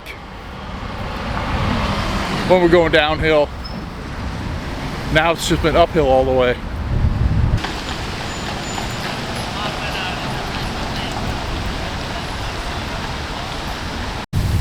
This is the Parliament building here behind me.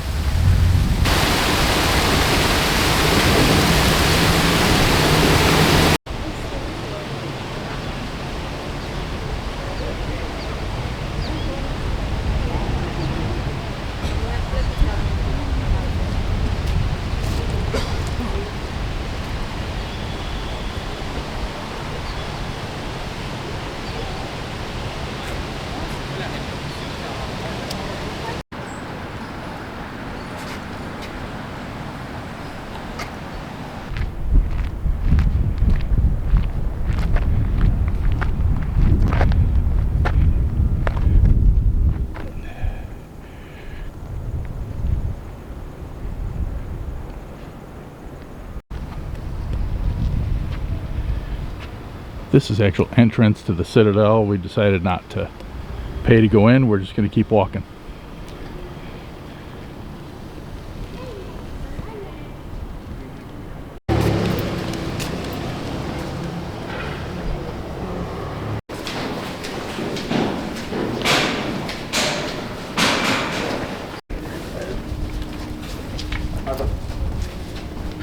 Even the little bit we did do is just a maze of high walls and driveways. Kind of get lost in there.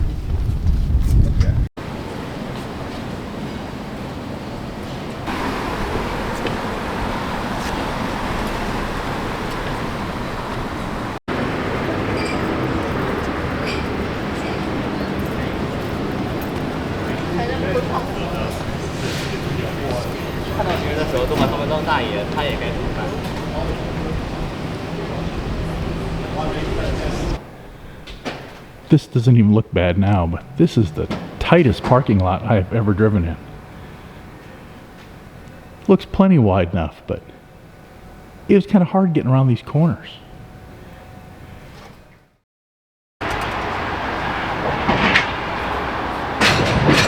This guy represents some winter festival that they have here. But we're here to view the falls, and we're going to walk up to the top. So there's a trail that goes through the woods, up the hill. Or I guess we can go up all those steps.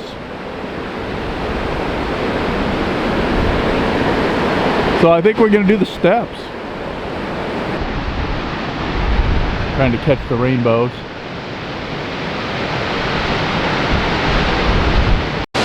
Okay, we wore raincoats because you're supposed to really feel the mist here. Can feel it already.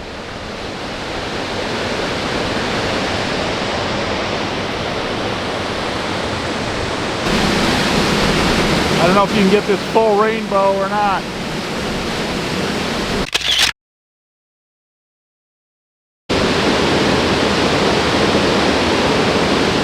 Well, this staircase is closed. We got to go back down a little and then go up. There used to be some sort of walkway right across here.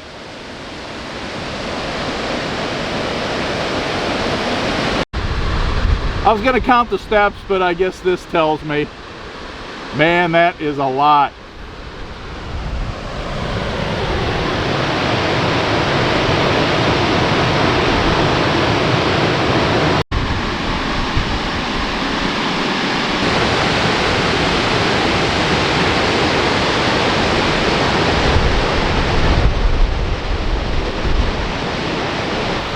I know, this would be much smarter, taking the tram.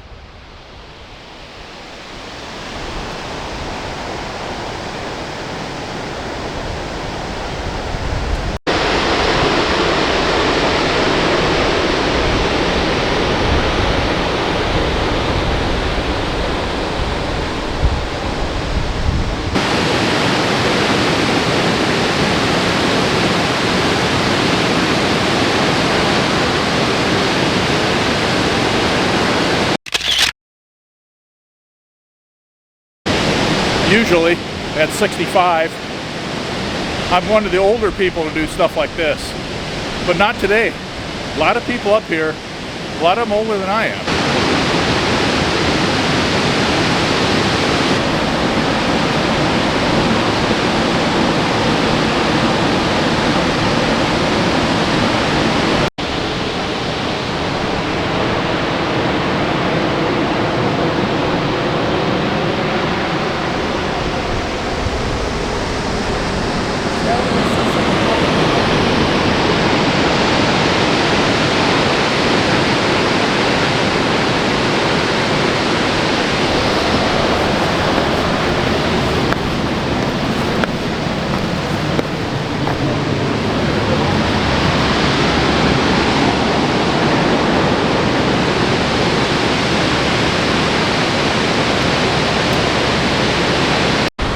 Eventually we'll get to this bridge.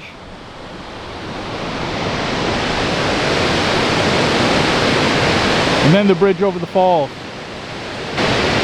Yeah, I'm sweating a lot. My raincoat, I had to take it off because it's wetter on the inside than it is on the outside. Made it, top of the steps.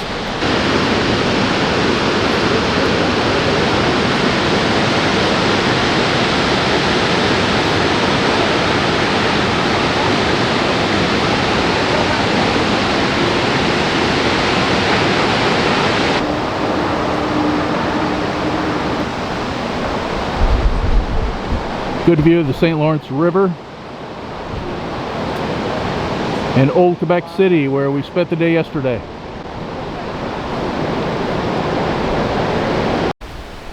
Now the short little bridge over the side ravine.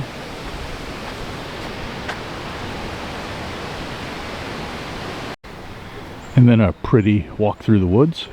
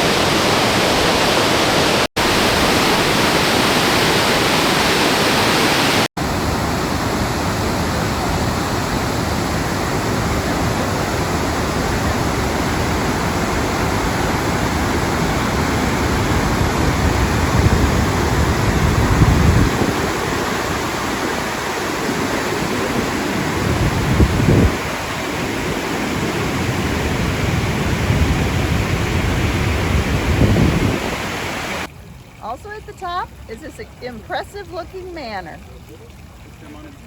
Wanted to add that after we crossed the bridge at the top and went down to that last overlook, it was another 90 stairs.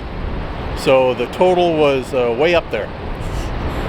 And obviously a lot easier coming down. We are back in the US and currently in Burlington, Vermont. This is a statue of Champ, and behind him is Lake Champlain. Champ is a Loch Ness Monster style cryptid that is supposedly living out in the lake.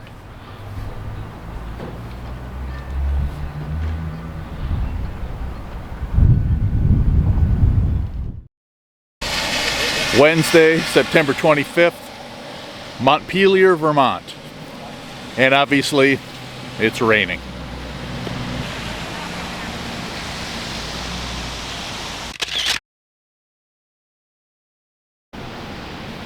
Statue of Ethan Allen.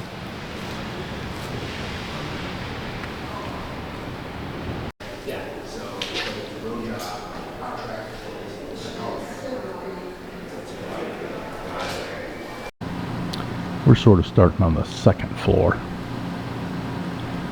This is the Battle of Cedar Creek.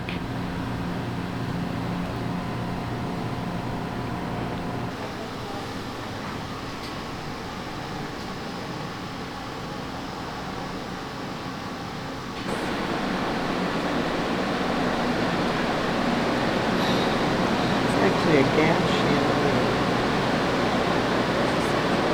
The lotus blossom in the center of the ceiling, with its petals, they weigh approximately 500 pounds. And then you have the original brass and gilt chandelier. It actually is a gas fixture.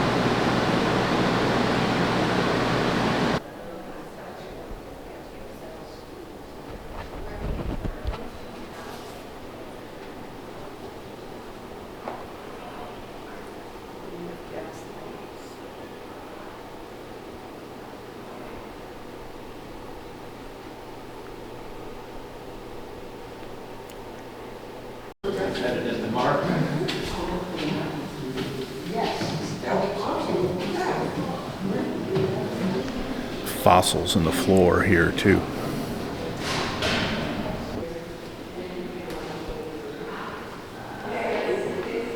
It was odd here that there's really no security. I mean, there's half a dozen security guards sitting around, wandering around, but no security as you come in. No metal detectors and checking out Melanie's metal knee like we've had to do before. So kind of lax compared to some of the others. Maple tree grow naturally. We don't plant them. Out of every 5 hardwood trees in New England, 2 is the sugar maple tree. It's a very heavy seeding tree. It'll spread it.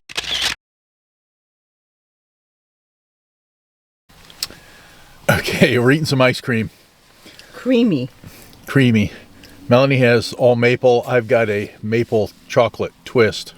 So we went into the sugar house to see how they made maple syrup.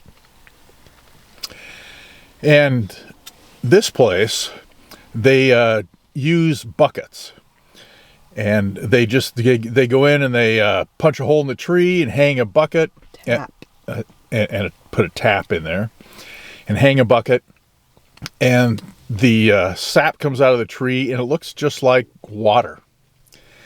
And then they boil it, and here they do it only over a fire, a wood fire, as opposed to gas or something else, and boil it down to syrup. And then there are several different kind of grades of it, from a lighter to a dark, and they all taste a little bit different. So it was actually really interesting. Some people who don't use the traditional methods use tubing from tree to tree to gather the sap. So what happens with that is you have the potential of they become disconnected, it freezes in the tubes, or deer knock them down all the time. So there's kind of pros and cons depending on which method people use. And the actual sap gathering season is 4 to 6 weeks in early spring. It all depends on temperature. So everything kind of happens at once. And then I don't know what they really do the rest of the year. But the sugar maple tree only grows in the northeastern part of North America. It's the only place in the world where they grow. And they're especially thick here in Vermont. There are more trees here in Vermont than anywhere else. And there's more syrup produced here in Vermont than anywhere else. But what they're most proud about is the quality and purity of the syrup as opposed to the quantity. Quick stop at Ben & Jerry's ice cream factory.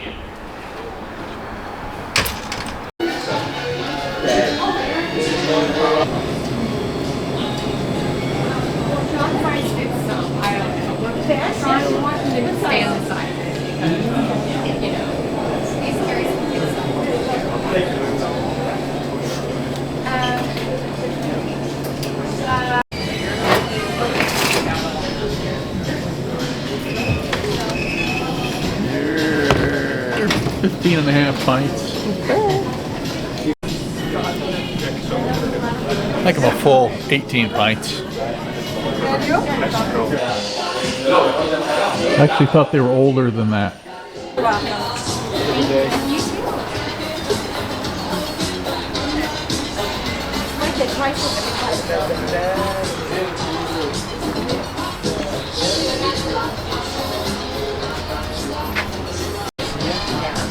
We didn't plan to take a tour. We were just here to stop for a couple minutes.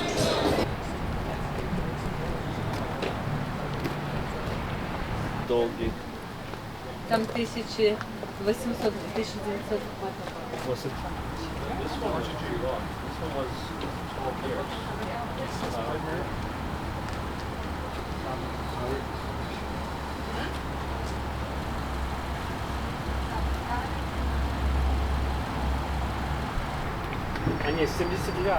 Melanie said this one would be delicious. They all have dates on them. This one lasted less than a year.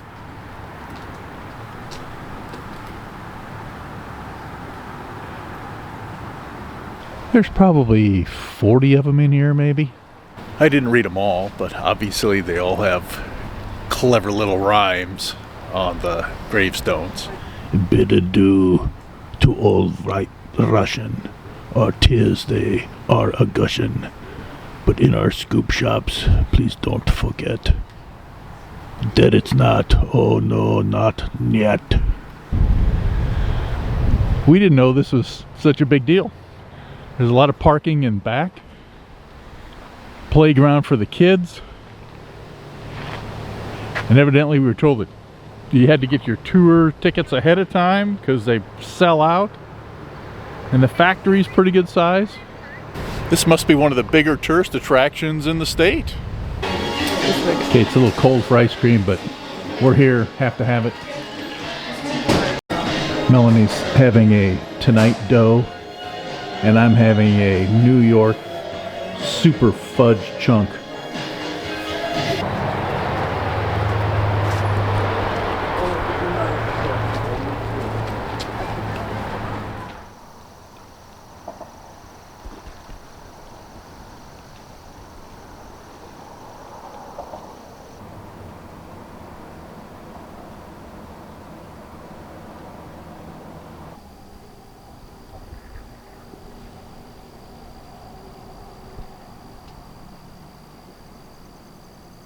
We're actually in New York now.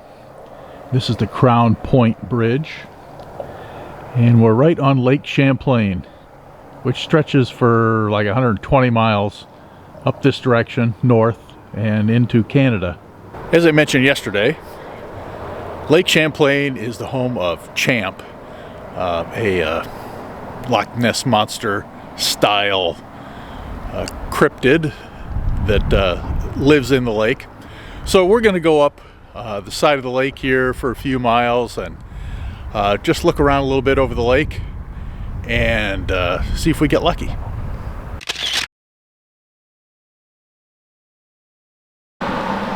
So, if you're like me and like to look for things like Bigfoot or aliens, this is the place to be. We're in Port Henry, right on Lake Champlain. And behind me is a sign that shows all the sightings of Champ. So let's take a quick look at them. First one was Samuel D. Champlain in 1609.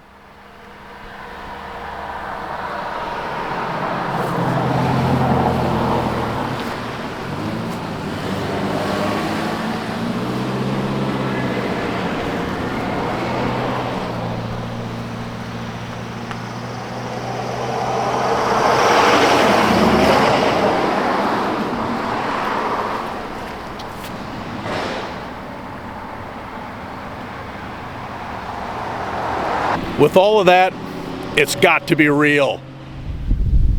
One more stop in this sleepy little town in New York.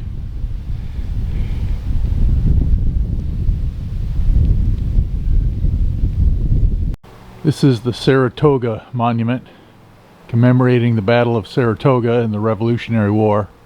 October 1777. Just a few miles south of here were the battles of Saratoga, where 6,000 British soldiers were defeated and retreated back to this hill where we are now and surrendered. It was probably one of the big turning points in the Revolutionary War, and the first time that a British army had been defeated in all of history. Thursday the 26th. We're in Albany, New York. We parked about 3/10 of a mile from the Capitol. And there's this Nelson A. Rockefeller Center, which is like more than 3/10 of a mile of an underground walkway. Pretty good because it's supposed to 100% chance of rain here in about 20 minutes. This time we're going to take their tour instead of our own. So before we start, this building does not have a dome. Part of the reason why is when they were building the building, it started to slide down the hill, so they didn't put the extra weight on top.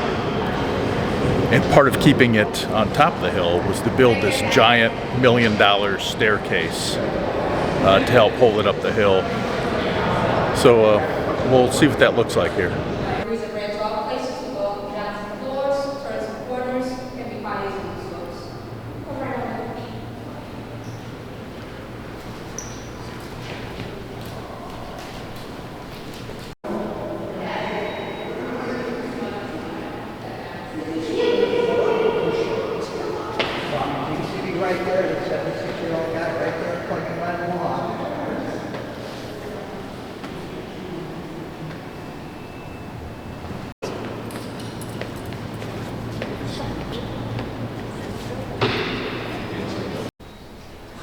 This is the Senate chamber.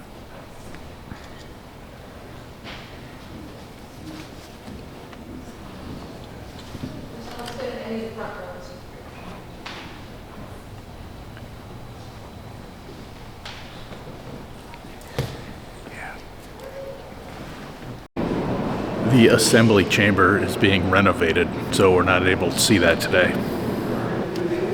Stand by.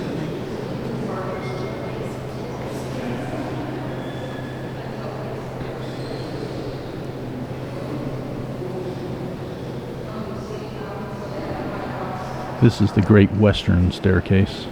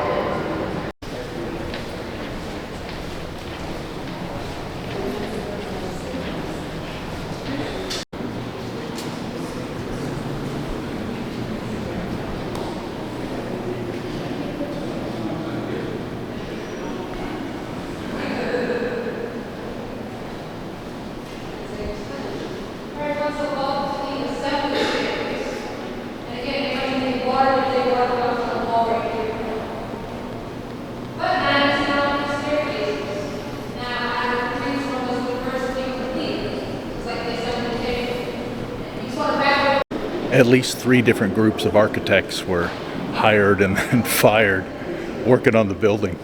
So all 3 of the major staircases look different, and the Assembly Hall and the Senate Hall are really different also. Or the governor's staff. This is where they make the way to be called to the offices. We cannot just walk to the governor's office. It is appointment only. This is how it was supposed to be for the Capitol.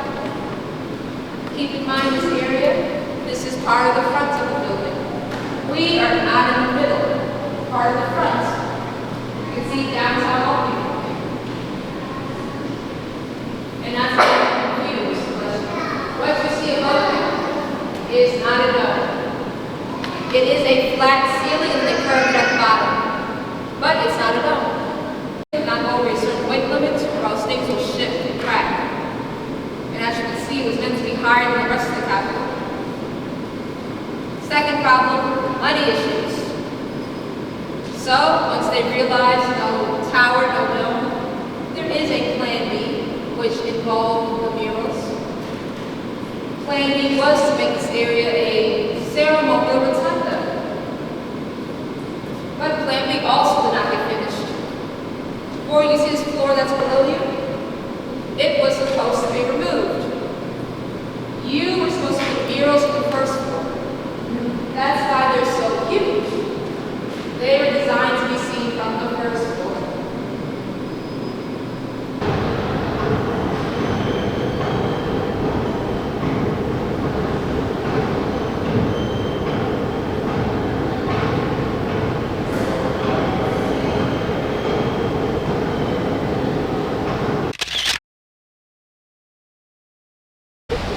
This is the New York Capitol in Albany, number 49 on Melanie's quest to hit all 50 state capitals.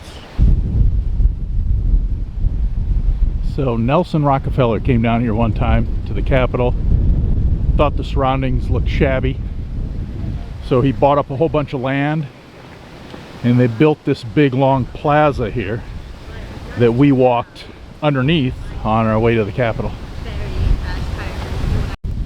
And this is the Egg, which is a center for performing arts.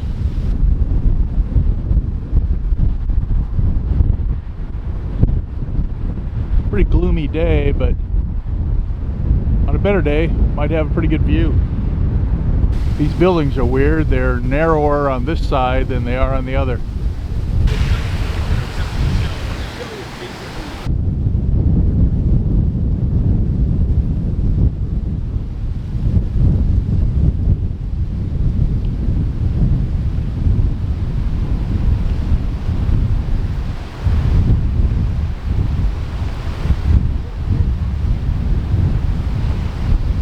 I just think that Egg is just weird.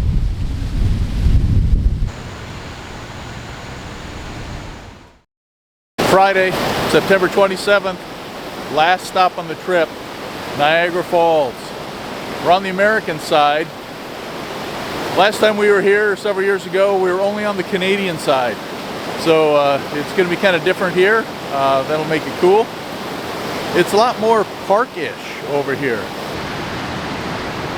Lots of green sidewalks.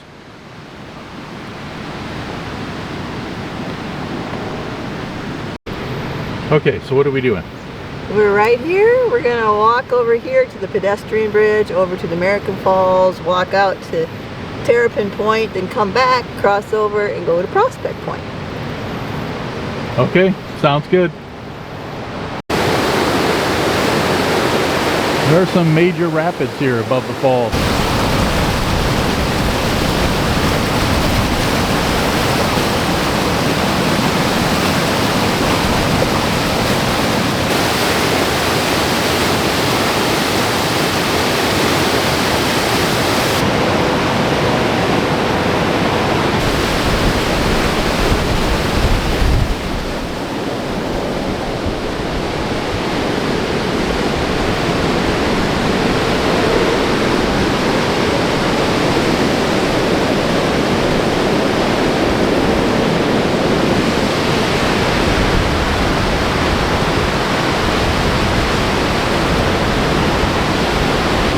That's kind of cool. The edge of the falls is right there. I'm sure we'll get some great views up here.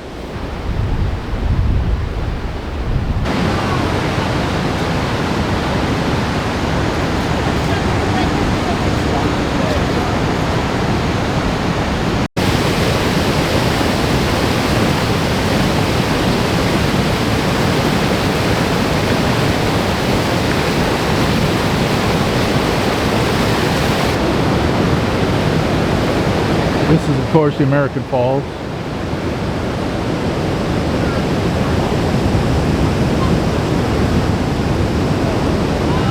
The Bridal Veil Fall is right here. So this is the edge of Bridal Veil Falls.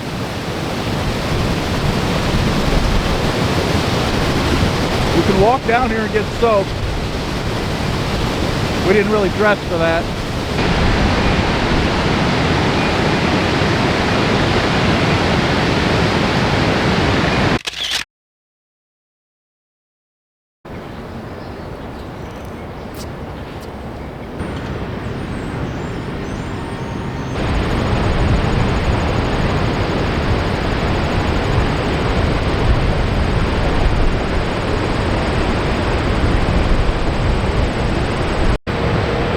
You really get the idea of how deep this horseshoe is.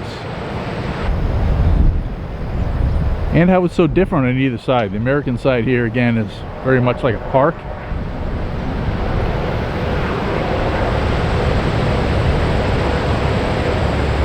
And the Canadian side is just much more commercialized.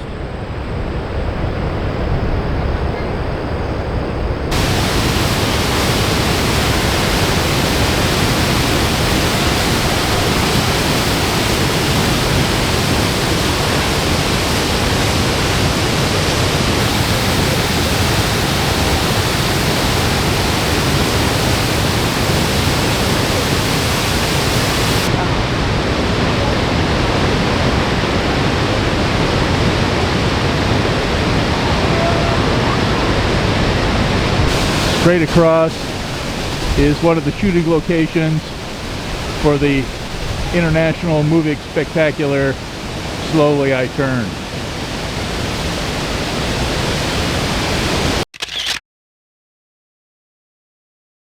It's just nice and clean and green, and signage is really good, so it's kept up really nice over here.